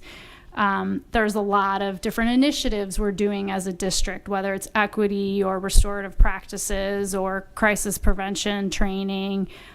But that is always pulling teachers out of the classroom all year long and requiring substitutes, and it's impacting students and learning during the school day. So if we have this opportunity, there removes that impact into the classroom and into our students. There are some things that we absolutely have to consider after school, in between extracurriculars, in the end of the school day. What does training look like? Summer planning. But we're all in here. It is, as Dr. Argine said, a need, not a want at this point. And if I may add one thing about that, one thing we've talked about is in terms of athletics. You know, if there is a gap between when the school day ends and when practice starts, what a great opportunity for study tables, you know, for kids to really work together with adult supervision and be more focused on academics as a part of athletics and extracurriculars. And so, you know, we've thought about how that time would be used as well.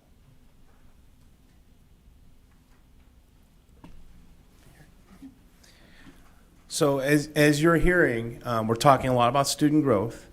This was referenced already earlier by Ms. Connolly about what you heard at last month's board meeting in the presentation about areas that we knew, right? You as a board even said some of this data is not new to us. So the focus and the necessity in a different look at student growth and using this SLO model.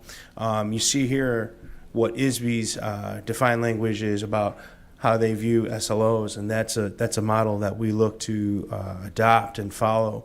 It provides a baseline of where our students are, and then it gives us an opportunity as educators to take a look at that, work towards strategies and identifying areas that we're going to focus on for student growth, look at it over the course of the year, working together, having that collaborative time to continually work on those things to identify what's working, what's not, strategies, how are we celebrating those student successes and gains as you go through the year, because it's a holistic approach. And if you notice the specified amount of time that the SLO will take place, it's over the year.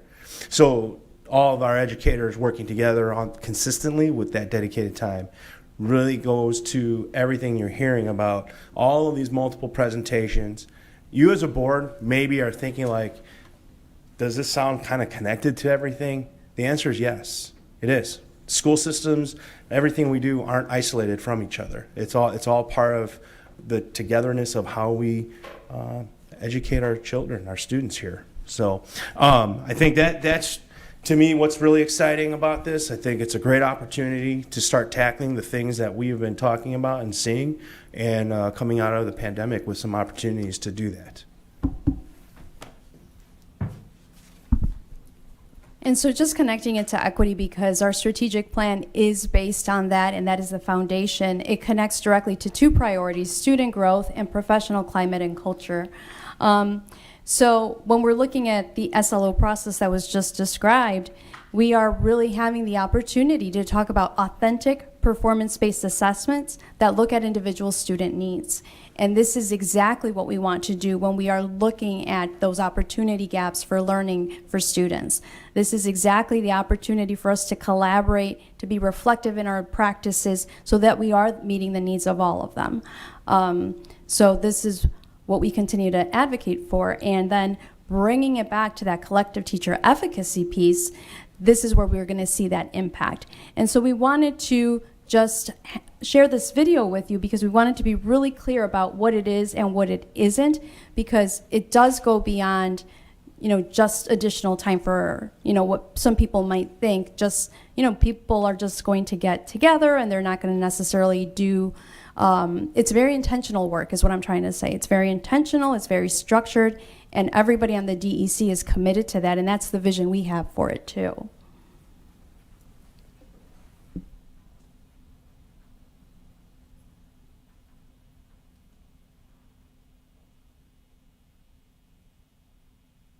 Bienvenue number one in visible learning is teachers' collective efficacy. And on the one hand, that's exciting because it confirms the story. On the other hand, it's a bit of an unfortunate title. It kind of implies that having efficacy, having confidence, having all the teachers in the school believing they can make a difference. It's actually more than that.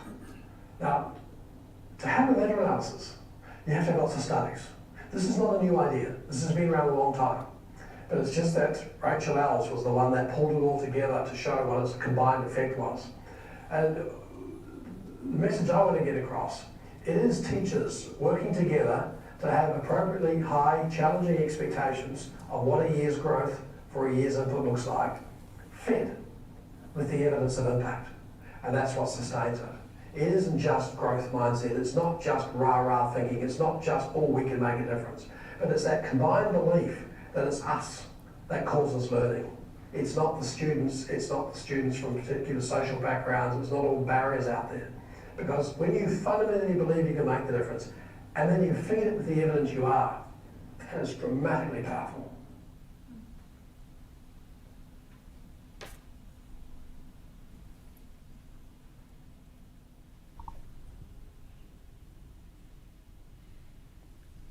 So I know you can all read this, but I feel like I have to read this out loud. If we teach today's students as we taught yesterday's, we rob them of tomorrow. We simply cannot teach the way we did 5 years ago, 10 years ago. We need to do something different. We need to respond to what the world is asking for us to do as well.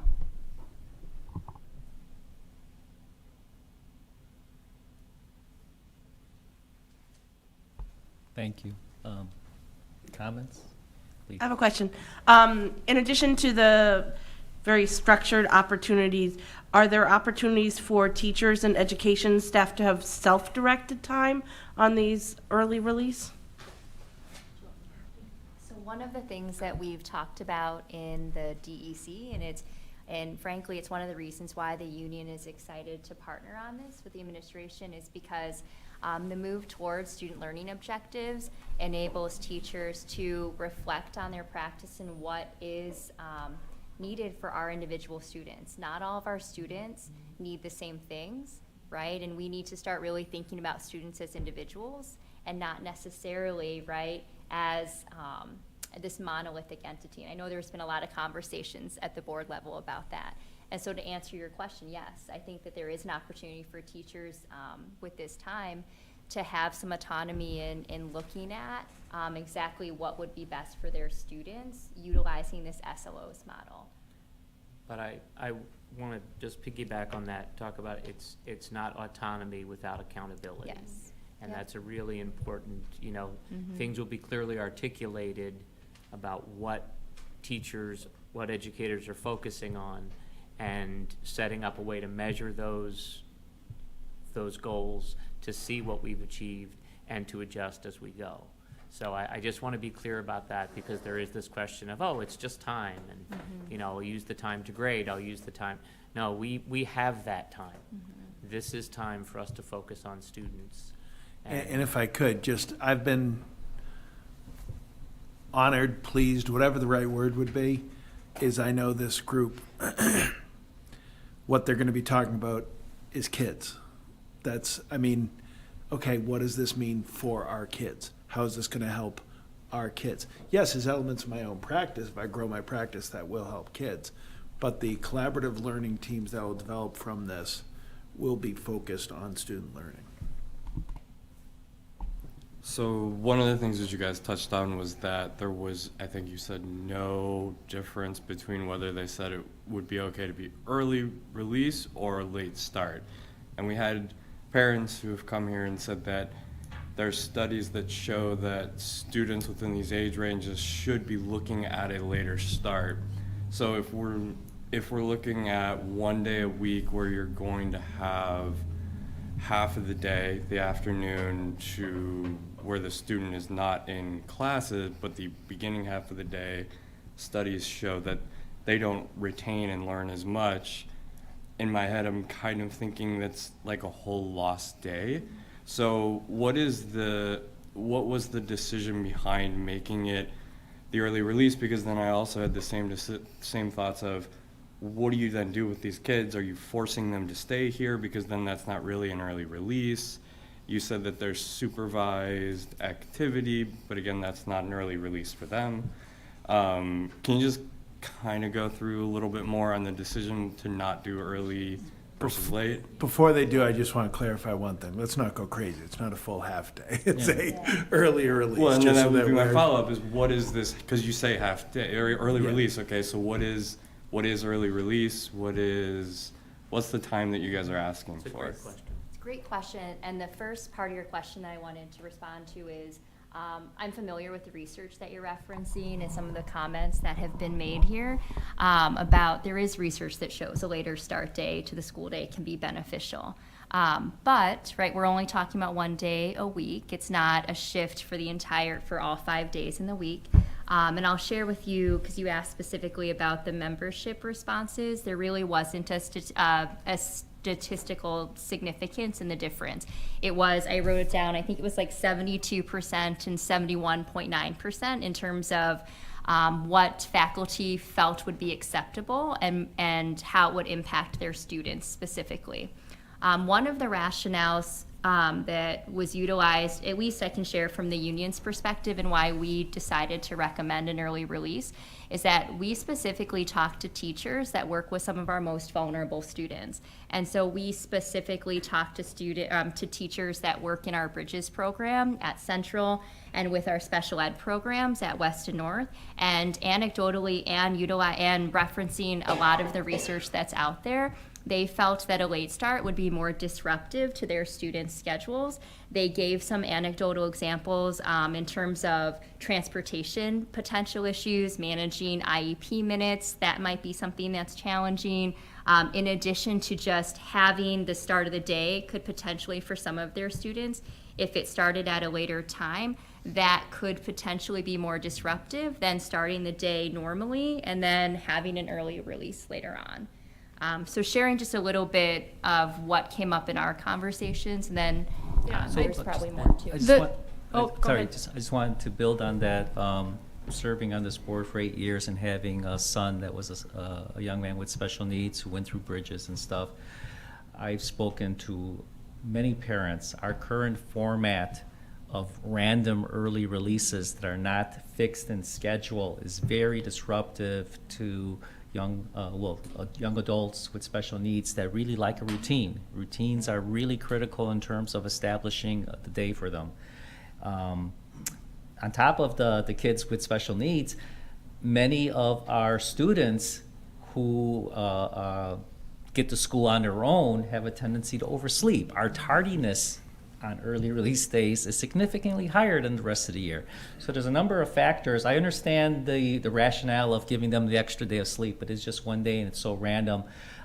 I really believe that the position we're taking here about having the early release instead of the random late starts is truly a better systemic standard that we could establish for our entire district. I think no parent's going to worry about what schedule, this early release tomorrow, I forgot, I have to schedule my work accordingly or whatever. It's going to be routine, and I think that's a very positive aspect of what we're discussing here. I also want to clarify that we're not saying that students would be held at school. Right. They would be permitted to leave, but for those students who are involved in extracurricular activities, there would be options, so there would be supervised time for them to be doing something constructive before play practice started or before soccer or whatever. So no, students would leave at the end of their scheduled school day, but would have the option of staying. Because that was one question, what happens? Do they go home and come back for practice? And there are a lot of ways that we can support. Again, many students who aren't as involved academically are involved in a lot of other activities. And it could be that if the person running an activity wasn't a teacher, then they could still have that right after school, or you could do it by levels. So they're actually, I know this coming from a district, we had every Wednesday was an early release for my entire career. The other benefit with the early release, I would say, is for those that do want to pick up a couple of extra hours of work. We struggle when kids work, go into the night, or watch younger siblings, and this does give that opportunity for a little more earning power during the week without it meaning staying late at night at their work. So it's another possible benefit. And one more thing, as you alluded to, Mr. Moore, an opportunity to develop relationships with adults that they don't normally interact with. This is not my coach. And I was in a meeting this morning, and one of my colleagues referred to himself as only a paraprofessional, and that troubles me because I consider him to be a colleague in every way. And I think it also gives an opportunity for people in roles where they don't get the same opportunity to interact with kids and to build relationships, to do that. So Kind of building off another what kind of ancillary benefit. Superintendent, what Superintendent Moore was saying. You've historically in Connecticut have had a early release set on Wednesday, and Katie, I was listening to you talking about all the anecdotal evidence. There's a lot of districts and schools in this country that have early release, late starts. Why are we talking about anecdotal evidence versus actual factual stuff that's actually happening and seeing what that is? I mean, I appreciate the anecdotal, but at a certain point, that doesn't cut it anymore, right? So doing that is the kind of question into there. And another question beyond that is, if we talk to our parents, and you're going to hear that kind of constant problem. That's what the problem we've had for years is randomly, when we had first initially done it was several, times throughout the year, and this is going to be more consistent base. And so, I guess we can figure that scheduling out, but have we reached out to the parents to try to figure out what are their intentions, what are their thoughts? Do you have a plan of attack for how do you communicate with our parents? Because if anything this district takes a hit for is about poor communication. And so it's great that we're having this conversation, but did we reach out to our stakeholders? Have we had a conversation? Have we brought them in to sit there and say, hey, you guys are all working. Everybody's working, right? That has kids usually.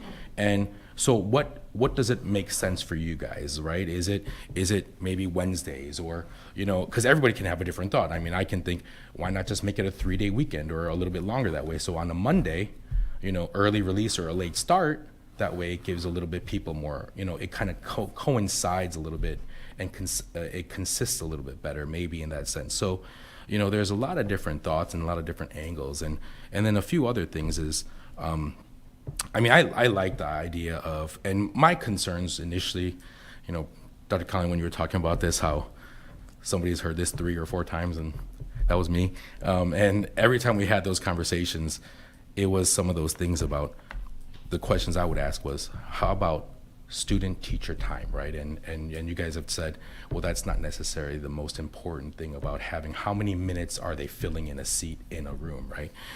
So if I look at the Skokie Patch here, that was an article dated in October 27 of 2022, our test scores in the district have been falling significantly for the past 5 years. And, we used to be at a higher rate.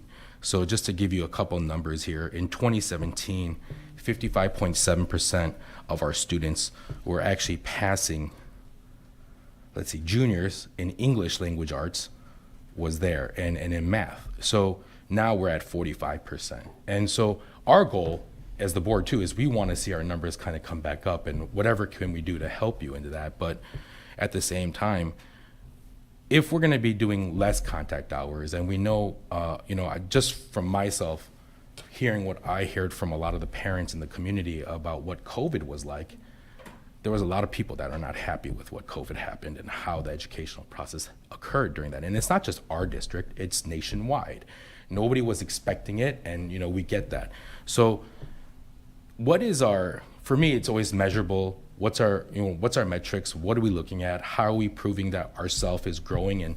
And when we spend the time, the money, and everything else that goes into this to be able to do that, is that our biggest bang for our buck, right? And that's great. So do we have a timeline in mind? Like we have, like with CFC, was supposed to be a 10-year pilot program, which is a little kind of long for a pilot program, but how do we figure out if we're succeeding in the teacher collaboration time? How do we check it every year to see, oh, okay, you know, and like anything else, it's going to take a couple years to kind of ramp up. We don't expect it to like, okay, you started it, we didn't see the numbers turn around within 6 months. That's not a viable expectation, right? So what is your flight path look like, right? What is the beginning, middle, end? What do we see to happen, and to bring that back? And I don't want to put you on the spot now because I'm sure we're going to have more discussion later, but if you can come back with some of those more detailed questions that I've been asking and answers, and I'm sure Dr. Adegin, looks like I'm you ready. have the answers ready to go. I'm like so, Jeopardy. It's so, like I yeah. want to answer. so Okay, what is? great. What is? I have there a we buzzer. go. There you go. So there are a couple of things that I want to address. One of those being that article in the paper that came out. When we presented on the school report card, we did talk to the board about this. In 2017 and 2018, I do want to remind the board that there was a change from ACT to SAT, and there was a change on the exam itself. And so that trend was seen across the state. So we have to be very mindful of that. We also do have to take into account that during the pandemic, we didn't have students sitting for the exams. And so we expected there to be, again, a dip in that, which, again, is aligned with what we see not only in the state, but nationally. The other thing about that is what we did see that wasn't reported in that article, that our gaps have been narrowed. They've been decreasing. And so I wish they had pointed that out, because that would point to the work that is happening, that our teachers are doing. And that's what I was referring to earlier when during the pandemic. Those are some things that we saw, and we understand that, you know, the pandemic was difficult for all of us. We are all still processing it, and we will continue to process it at many levels. We do it here in terms of education, right? But yeah, it was a difficult time for all of us. So I do understand the fact that it took adjustment, that some of our, you know, families walked out of it not feeling very good. So that's understandable, and those are part of the lessons learned that we shared today. There was also, in terms of, you know, what day of the week would we select? Of course, we'll find ways to look for parent and family feedback. But those of us who have worked in districts that do have early releases or late starts consistently, we always avoid, and this is quantitative data, we always avoid Mondays and Fridays, because something like what you cited could happen. It could be a 3-day weekend for a family. Yeah. And so, again, we want to encourage students to be there during the time that we have them. So we want to make it during a day. We're going to look for a day of the week where, hey, this is the day where if students do take off, we're going to have sub coverage. We're not going to have such a dip in our attendance rate. So there is already that research out there that we actually, as members of the DEC with our different committees, everybody has done outreach to neighboring districts and townships to find out what they're doing. And so we do have that information, and so decisions are made based upon that. And of course, we do seek parent feedback. There are other pieces of information like what I just shared that we also take into consideration. Sure. I also want to just comment on the fact that seat time doesn't correlate. Oh no, yeah, and that's success. what I get that, and so I wasn't talking about seat time per se, as that was my first version of the argument, right? That most parents were complaining about. Then we talk about, as Dr. Adegin was mentioning, and you were talking about the Patch article, looking at here on publicschoolreviews.com. You'll notice that you were saying in 2016 and 17, was it, or 2017-18, that we switched to the SAT, or from the SAT to the ACT.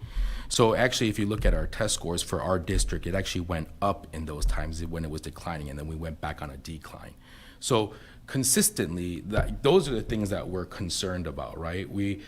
Our goal is to make sure that our students have the best possible education, whether it's for college and 4-year university or 2-year university and going to career readiness. And so with that being said, our underlying factor is still going to say, hey, we want to push everybody to the fact of if you can try to go to college, that would be great, right? So, I mean, that's the question is, what's the timeline that you expect this turnaround, and what are our measurable metrics? And I don't think you'll have that answer right now, but we do. Oh, do you? Okay. Yes, we do.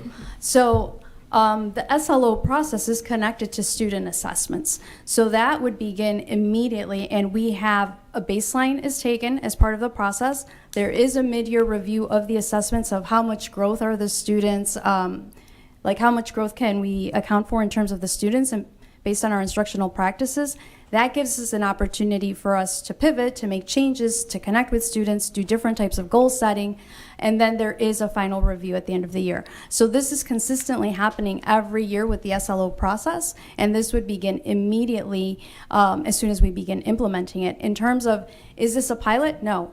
This is something we want to structure into our day permanently.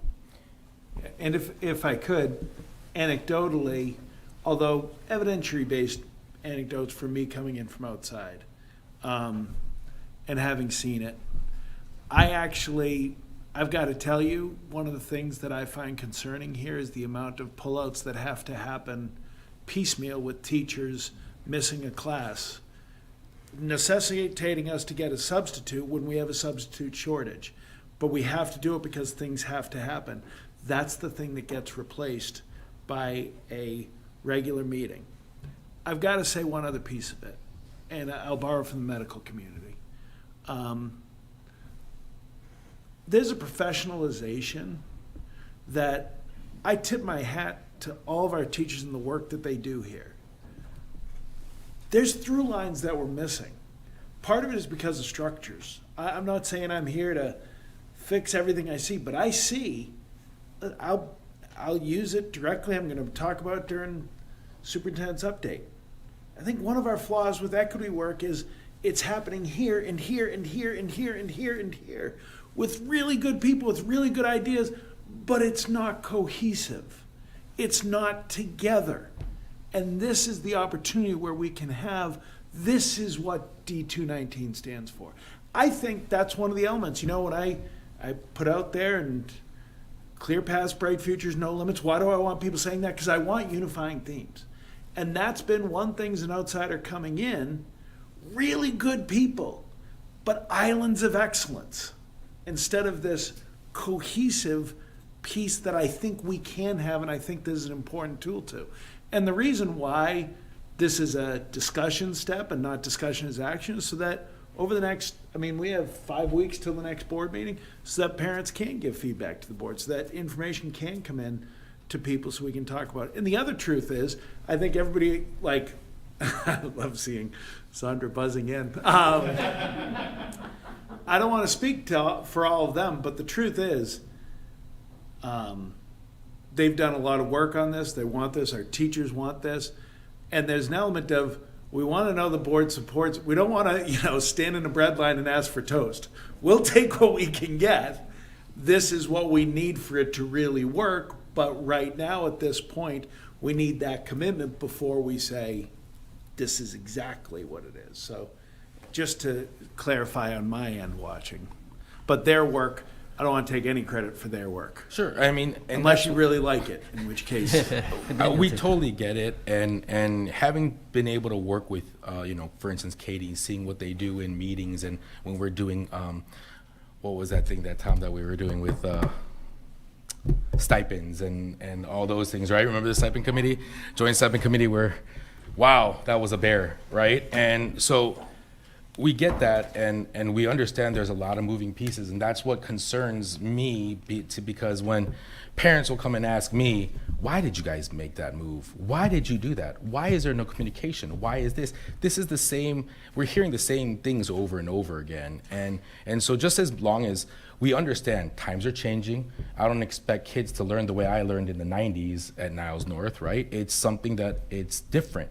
And with technology, we were lucky that we had computers that, like 286s and stuff like that look like that in there. But, it's a different world, and it's a different time, and we get that. And so what we want to make sure that we're understanding is, have we talked to the sensitivities of our parents? Because we know that's a really sore subject, right? We have a lot of families that are working more than one job. It's hard. We've had the COVID situation happen and all these other instances that happen. We as a board have tried to help that out with the funds that we do from D219 and to support our local community members. But, that's the goal, is how do we not cause more damage or harm to, for instance, a single working mother that might not be able to pick up her child or be home for her child to kind of have supervision and things like that. So I think it's a great idea. If you guys need more time, I'm in that world too, where I no matter what, I have to do my 48 hours every year. and I gotta get it in. And we get that, and it's definitely important to do that. But how do we not hurt our families and those people as well, and making sure that instead of seeing our test scores, they've kind of leveled off a little bit, to see it kind of come back up to, you know, what we know we can do with the great teachers and staff that we have in our districts, right, and the great students that we have. So that's my bridging kind of, like, that's the kind of hard place I'm in right now, is how do we gap that kind of divide that we've had, or that kind of, we don't understand the communication, they don't get it, it just kind of happened. And you hear it from parents a lot, that they're like, it just kind of, all of a sudden, we're doing this now, and it's like, we're doing this now, and then we're doing, like, and for some parents it can become a difficulty. And so just making sure that we're sensitive to the parents' needs and all those things as well, and just making sure that we can provide the needs for our staff and our students as well at the same time. I mean, that's the reason why we're here Yeah. now, right? February. If we could present as an action item right now, this team would be like, yep, let's have some action right now. Sure. We want to put this out to the board and the community. We want to come back in March for an action so that we can communicate to our families, this is the set schedule. It's not going to change. You're not going to know randomly, is it a late start day? We all know when, or early release day. We all know when the early release is. We're talking about a schedule that's already in existence in our system, 90 minutes. So ideally, sorry to cut you, but ideally you want to get it approved in March so that you can roll it out so that everybody understands. But my question is how come we're not having that conversation with the families and parents before we have that? I mean, like, just getting an opinion, right? Like when we did our superintendent surveys, what do you think, or what is your thoughts? What are you looking for? What did you want, right? And the same thing kind of happens, right? How many people are on an early release, short, or a late start? And how many, would it be easier to change around that, like every week? Does it change? Like, does it go from Tuesday, Wednesday, Thursday, Friday every week, and just kind of successively go in that kind of order? Or do we keep it on one day? Like, these are the conversations that we haven't even had with our parents that I'm telling you right now is going to upset them, right, to some degree. Maybe not all parents, but there's going to be some that are going to be like, I just can't fit that schedule. So what do we do, right? And that's just the concern. And I'm just trying to say that if we have some contingent plan where you were talking about, well, we can have if we did an early release, we can have a study program for all the kids that are in certain sports or in musicals or whatever they're doing, and the arts, that they can go to a place in the cafeterias at West or North and just say, hey, we have some teachers or staff members that are going to be there, whether it's paraprofessionals or whoever it might be, and say, hey, we can help you guys get your homework done and in advance into certain things. I mean, just having that conversation, because that's what I constantly hear from the community. Why don't they talk to us? Why are we the last to know? And that is, I want to prevent that for you guys, right? And I want to see if we're going to do a collaboration day, because it seems like we're coming to that point now. It's not a want anymore, it's a need now that we need it several years down the line. So why aren't we having that conversation already? Well, I think we are. I mean, to be honest with you, I think the public body of a Board of Education is to announce to the community what's happening and to prepare them. Right. I'll say this, I did it in a pre-K through 12 district. This is 14 through 18-year-olds. The parent pressure, we'll hear it, there's no question, because some people just won't like it.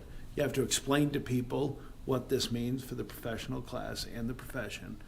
But in terms of, I mean, you're not having the same daycare concern, childcare concerns, which districts around us do this already. I mean, this isn't, and that's, I guess, part of the evidence piece, is that if this was a new pilot, wow, look at this, except we're actually, this is an area, if you want to talk about where we're behind, this is an area we're behind.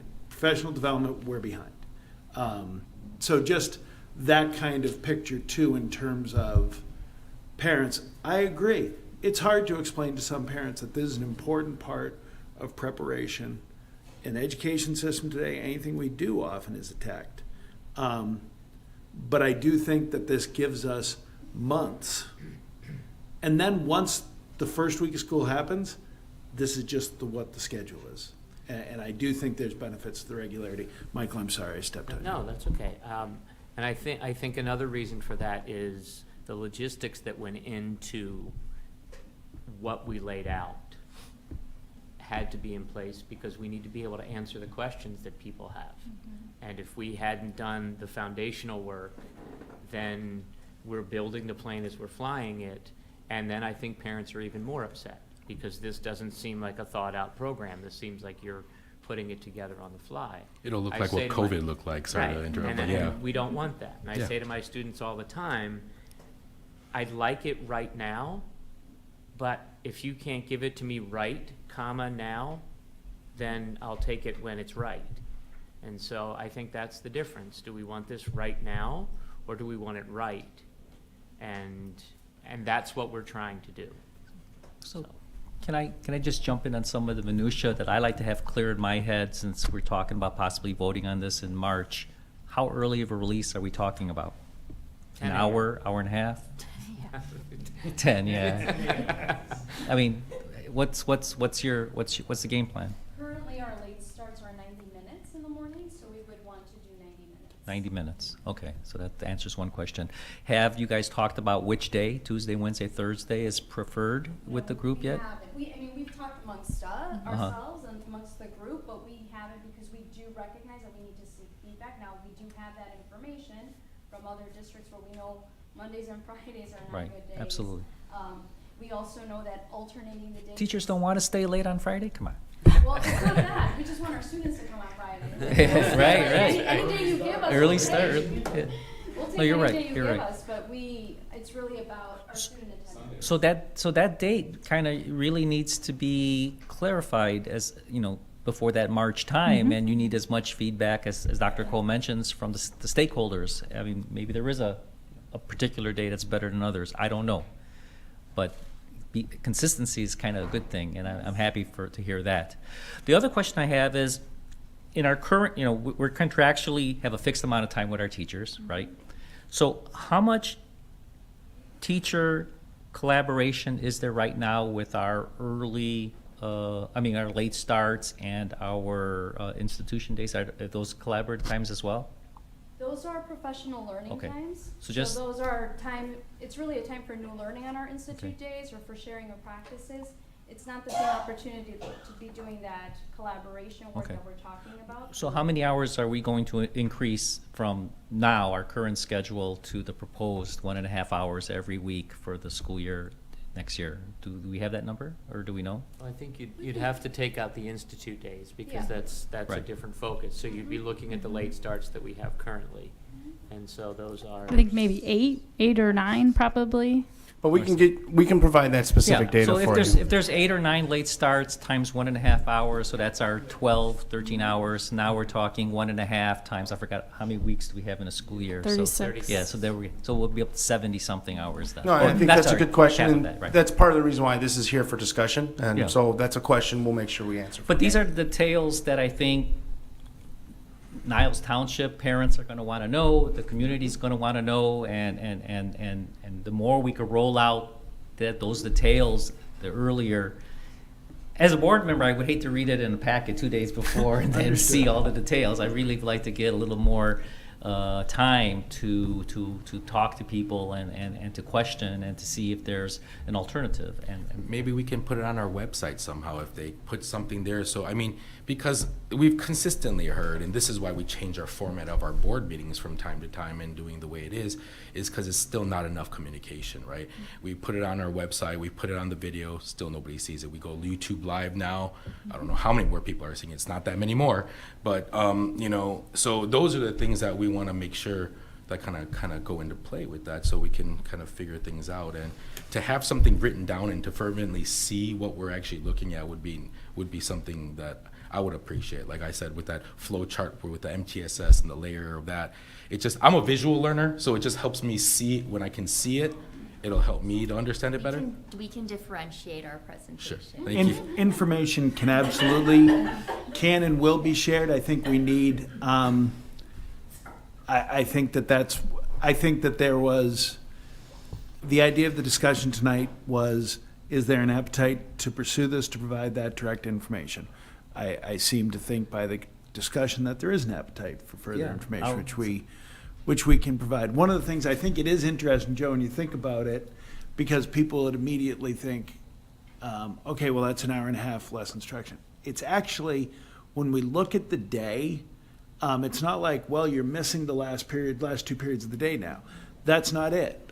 You're missing part of lunch. You're missing part of study hall. You're missing, so the instructional time isn't actually a 90-piece instructional time.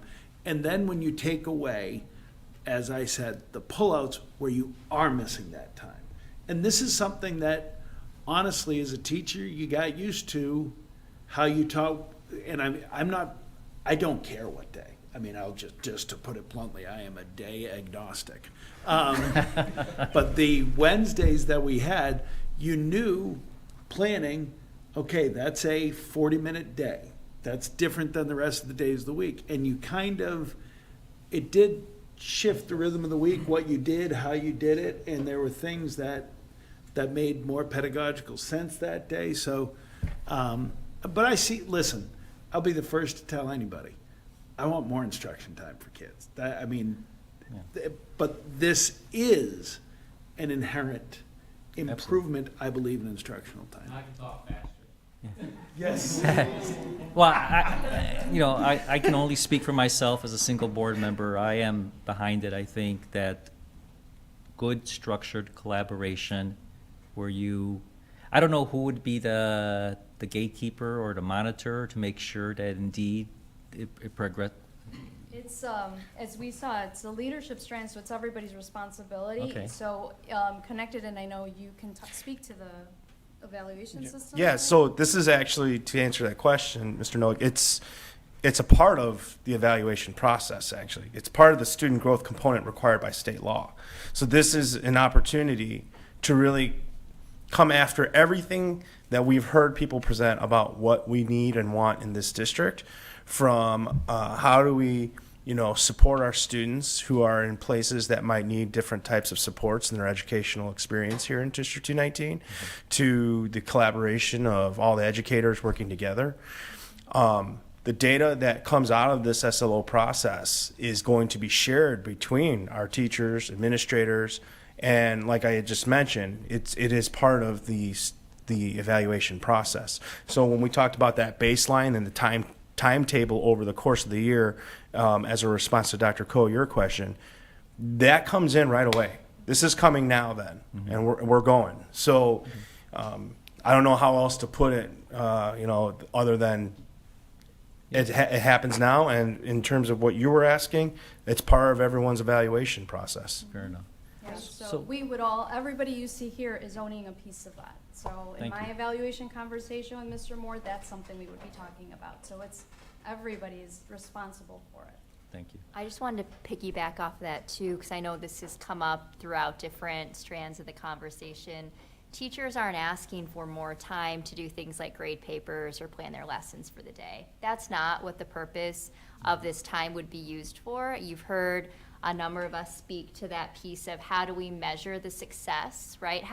What measurable and tangible gains are you going to be able to see that teachers are using this time for, right? And I know that we've spoken a little bit about the SLO process, but I just want to make sure that everyone here and everyone that's listening understands that teachers aren't asking for time to grade papers. That's not what we're asking for. I'm looking, for example, at like the Empower Portrait of a Graduate, right, which I know is something that this board spent a lot of time developing. The first goal is equity driven, right? And the 3 action steps are design challenging curricula that's inclusive, using culturally responsive teaching strategies, and assessing student learning through a grading for equity lens that emphasizes growth. All important action items, impossible lifts, to be frank, to do in the status quo with the limited amount of time that we have. Rather than, I can't remember who used this metaphor, but what was it, building the plane as we fly? Someone used that metaphor. Your colleague. Right? Like these action steps are too important, and our students deserve so much more than we're giving them now. I think we've definitely made significant gains, but we can do so much more for our students if we're able to have this time.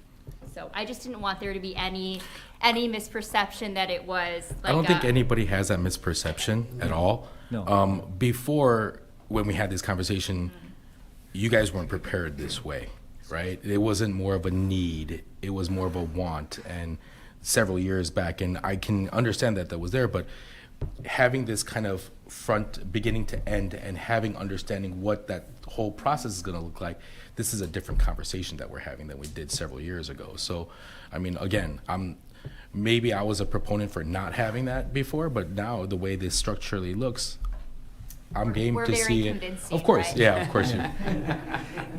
So it's Sandra. I'm scared she's gonna throw the buzzer at me. She's got good aim, I mean.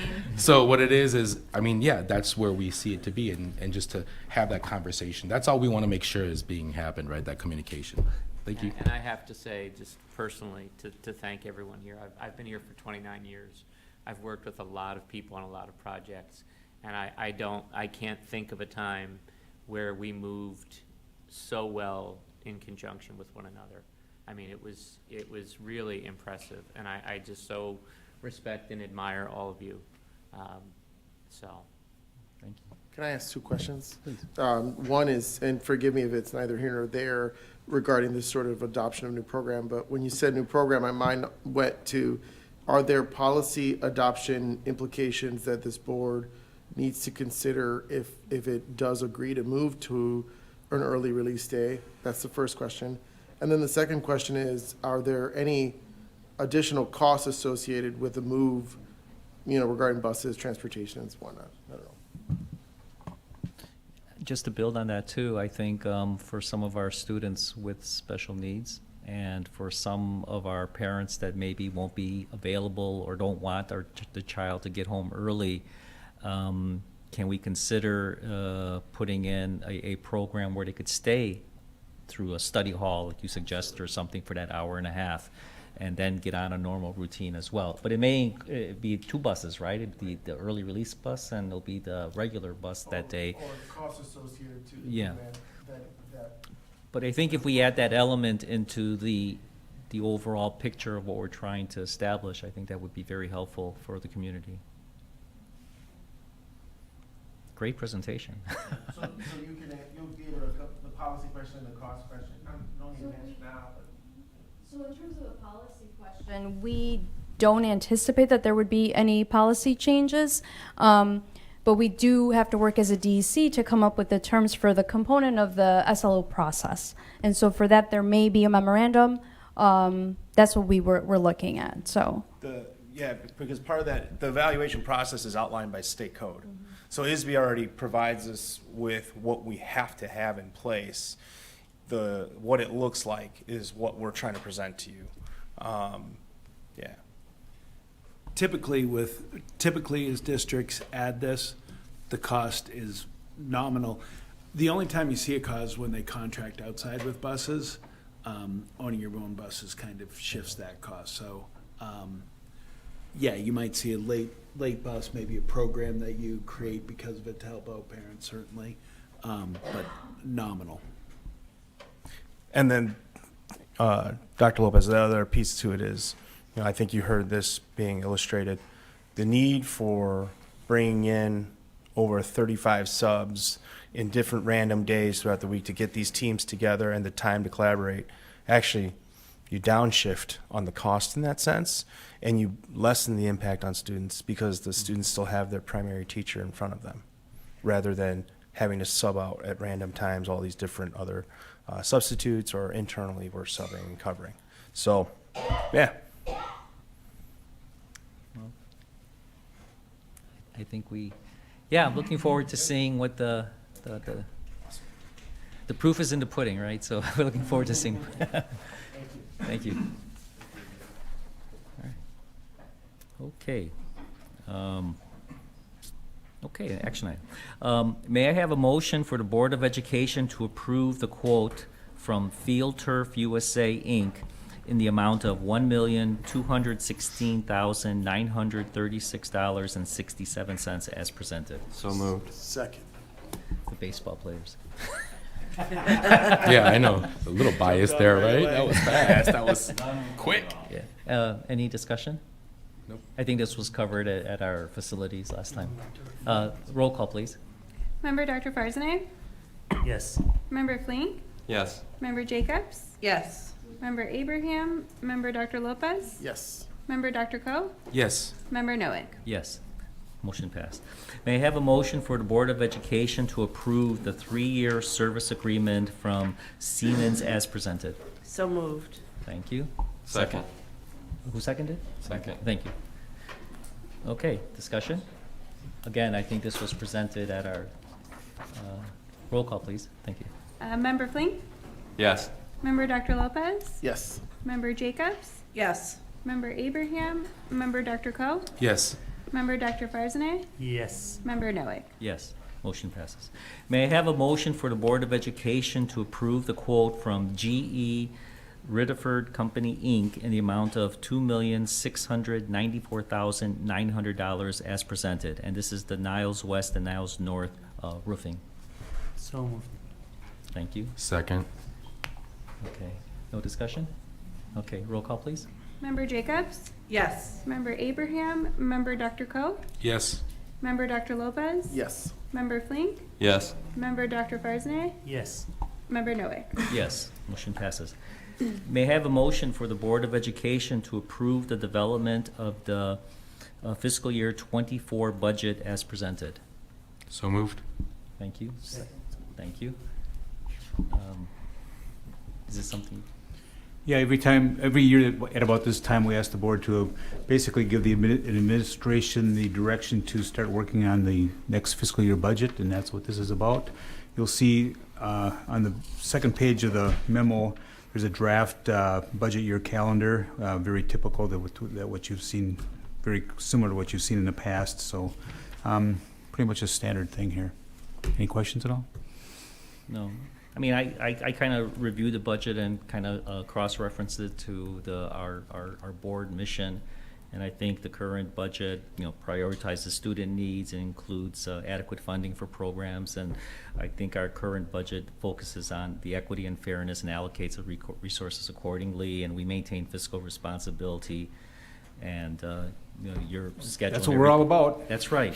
So the only impact to our fiscal budget that I see is the inflation that we're all feeling. So I would anticipate that the structure of the budget will most likely be increased by the rate of the consumer pricing index, I would imagine. or Right. something As you know, we had a 7% CPI last year, and this year it's 6.5%. So, and as you know, property tax wise, we're capped at 5% if the board elects to go that far again this year. But we'll talk about that later. Right. I think that's the only tremendous impact that we'll have, other than keeping the course, which I think so far has proven quite prudent. Any other comments? No? Okay. Will do. Thanks. Roll call, please. It's going to be Member a fun Dr. deep Lopez? Yes. Member Dr. Coe? Yes. Member Abraham? Member Dr. Farzaneh? Yes. Member Flink? Yes. Member Jacobs? Yes. Member Noack? Yes, motion passes. Thank you. Thank you. Where am I at here?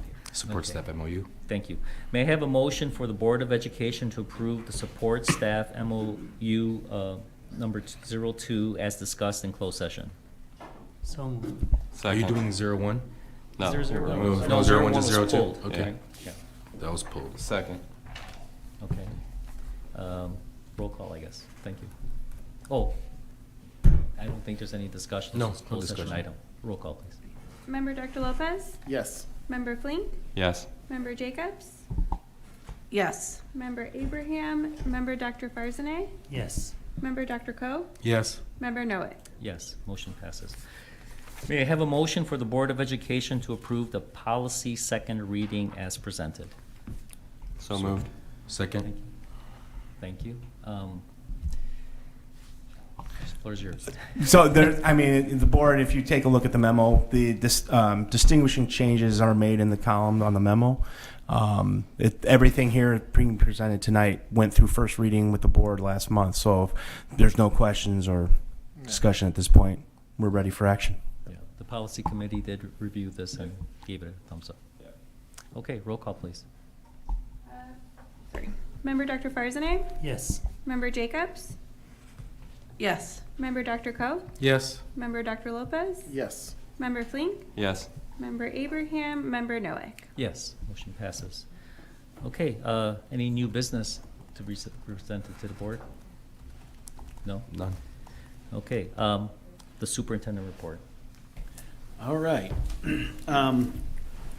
Before I present anything, I do want to say, and I don't want to speak for the board, but I think I will, and knowing where your hearts are with mine, with those who have family in Turkey and Syria and are suffering from the devastating earthquake, and our thoughts are with all the members of our community and the larger world community of so much suffering and devastation there as we think about that. So our thoughts and prayers are with all of you. You know, I couldn't sleep last night, so excited to talk about this, and part of it is because I believe in action and having to tell people over time, can you be patient with me, please, as I see things and look at things. And I think you've seen some actions tonight in presentations, and I think you'll see them going forward. But I am really excited tonight to talk about a couple things. First off, I am remiss in that I didn't properly congratulate Tom Kim at the previous board meeting for being named superintendent of Batavia. And I want to...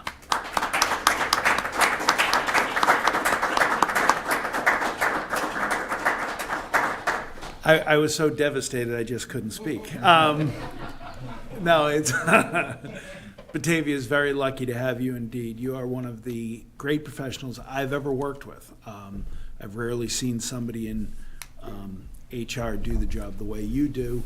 Tom was the first person to bring me around the district when I came here in March, answered my questions, and I will miss him. And if you ever text me for information, I'll give him bad advice to make myself look better. So, but congratulations, my friend, well deserved.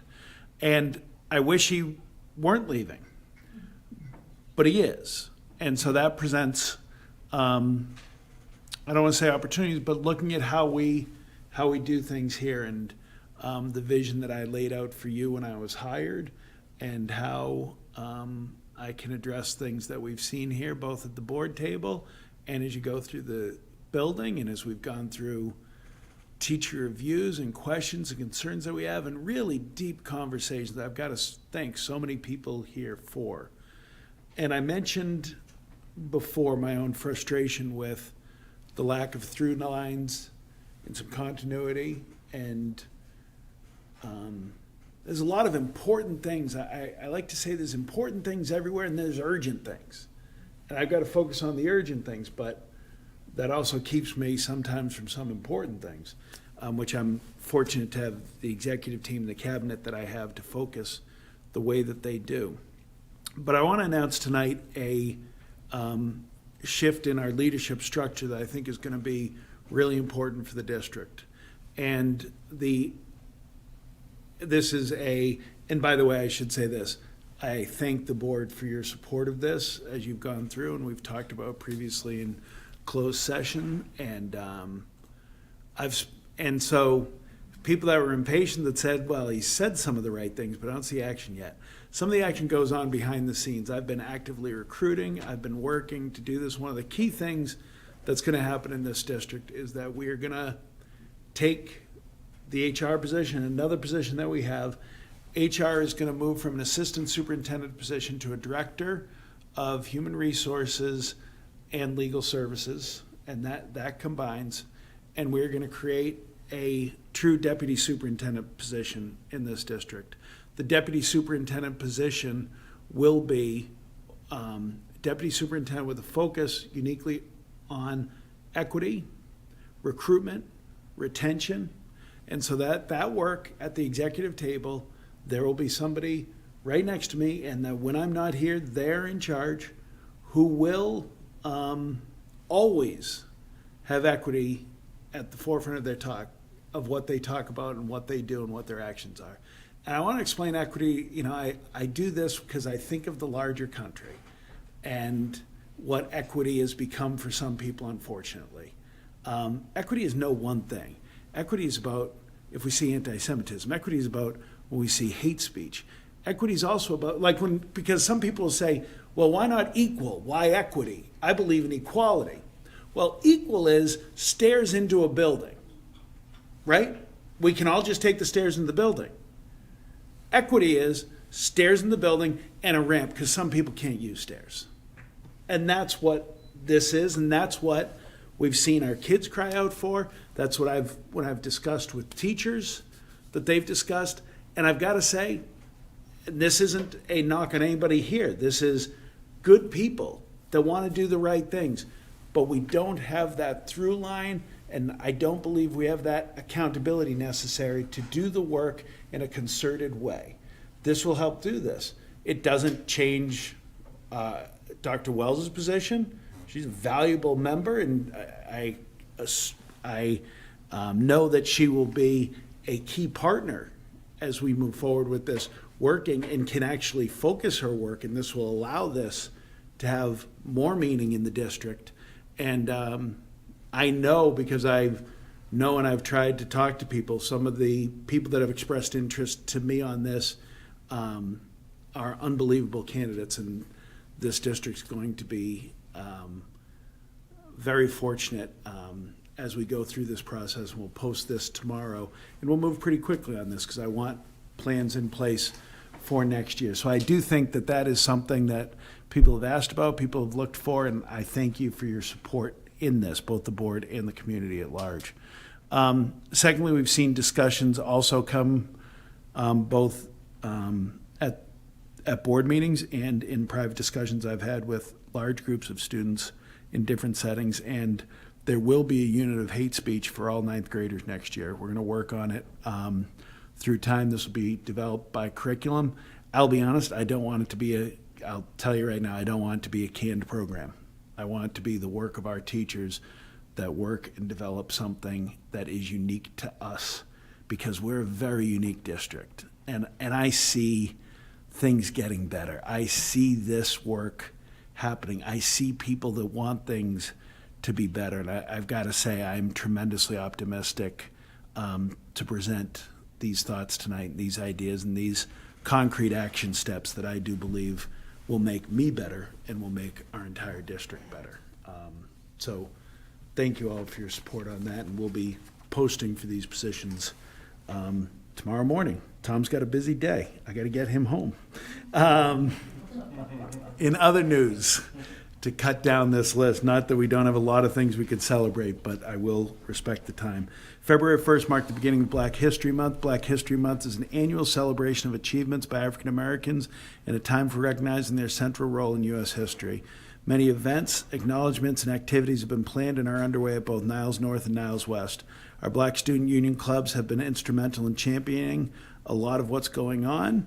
We're grateful for their support, and I look forward to attending upcoming assemblies that will take place towards the end of February, the 23rd at Niles North, 28th at Niles West. And the other big announcement that I want to put forward, and there's more things coming in, and I'll add these to the next board meeting to discuss, but since 1970, the Illinois State Board of Education has sponsored the Those Who Excel and the Teacher of the Year program to honor educators who have made significant contributions to our state's public and non-public elementary and secondary schools. Awards are presented in 7 categories. Application materials are evaluated by a selection committee composed of individuals who represent a variety of educational organizations. One of our very own, Elizabeth Dribbin Koshaba, Niles West Special Education Department, has been recognized for meritorious service. She'll be honored at an annual banquet this spring. Liz is also the 2022 Niles West Zemsky Teacher of the Year because of her passion for supporting all of her students to excel, and because she goes above and beyond to show her students their greatest potential and helps them to reach it. If I would, she clears paths. Congratulations to Liz and the entire Special Education Department. We're so proud of her and this momentous accomplishment. So with that, I want to thank people for their patience, and I'll turn it back to you. Thank you, Superintendent Moore.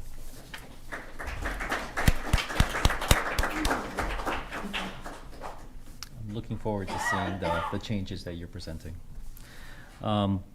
Next item is board committee reports.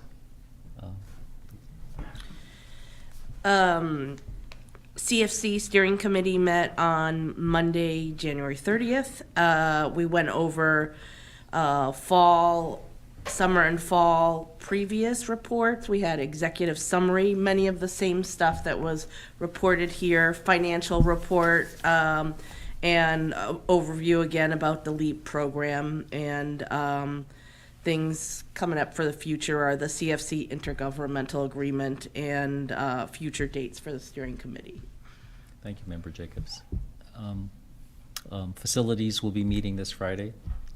We'll hopefully have some more $1 million projects to, okay. Throw it together. We ran out of land in there.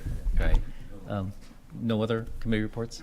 Yes? Oh, No, I was wanting to make sure we talk about the equity. yeah, go ahead, Right. please.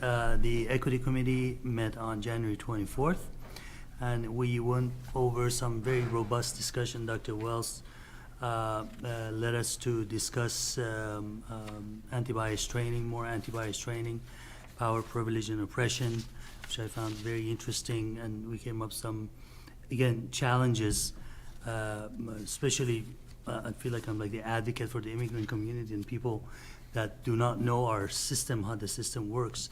How do we reach them? How do we reach their parents? Because there's a lot of misinformation that they're influenced by, and that gets transferred to the students, and students might exhibit that in the classroom in school. And that's something that I look forward to learn more from Dr. Wells as she comes up with some solutions for that. Excellent point. Thank you. I believe that's it for our committee reports. Okay. There is one update in the FOIA request. Wow. May I have a motion to close at 10:12 p.m.? I think we still have to do the FOIA, Oh, sorry. request. Oh, sorry. Do you still have the update for the FOIA, or? Okay, there is one update, as I stated. And Apologies, we had a late response to the FOIA request that was from the Illinois Retired Teachers Association, so that was included in the board packet. but it is in the packet. That would be in the new memo that the board received. Okay, thank you. Correct. Okay, where's that FOIA statement?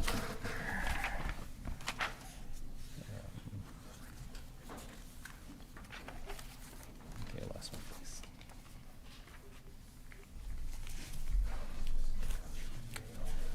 So, okay, very good. I don't have a FOIA statement here, but may I have a motion to adjourn then, right? Yeah, at 10:13. So moved. Thank you. Second. Roll call, please. Member Fling? Yes. Member Jacobs? Yes. Member Dr. Lopez? Yes. Member Abraham?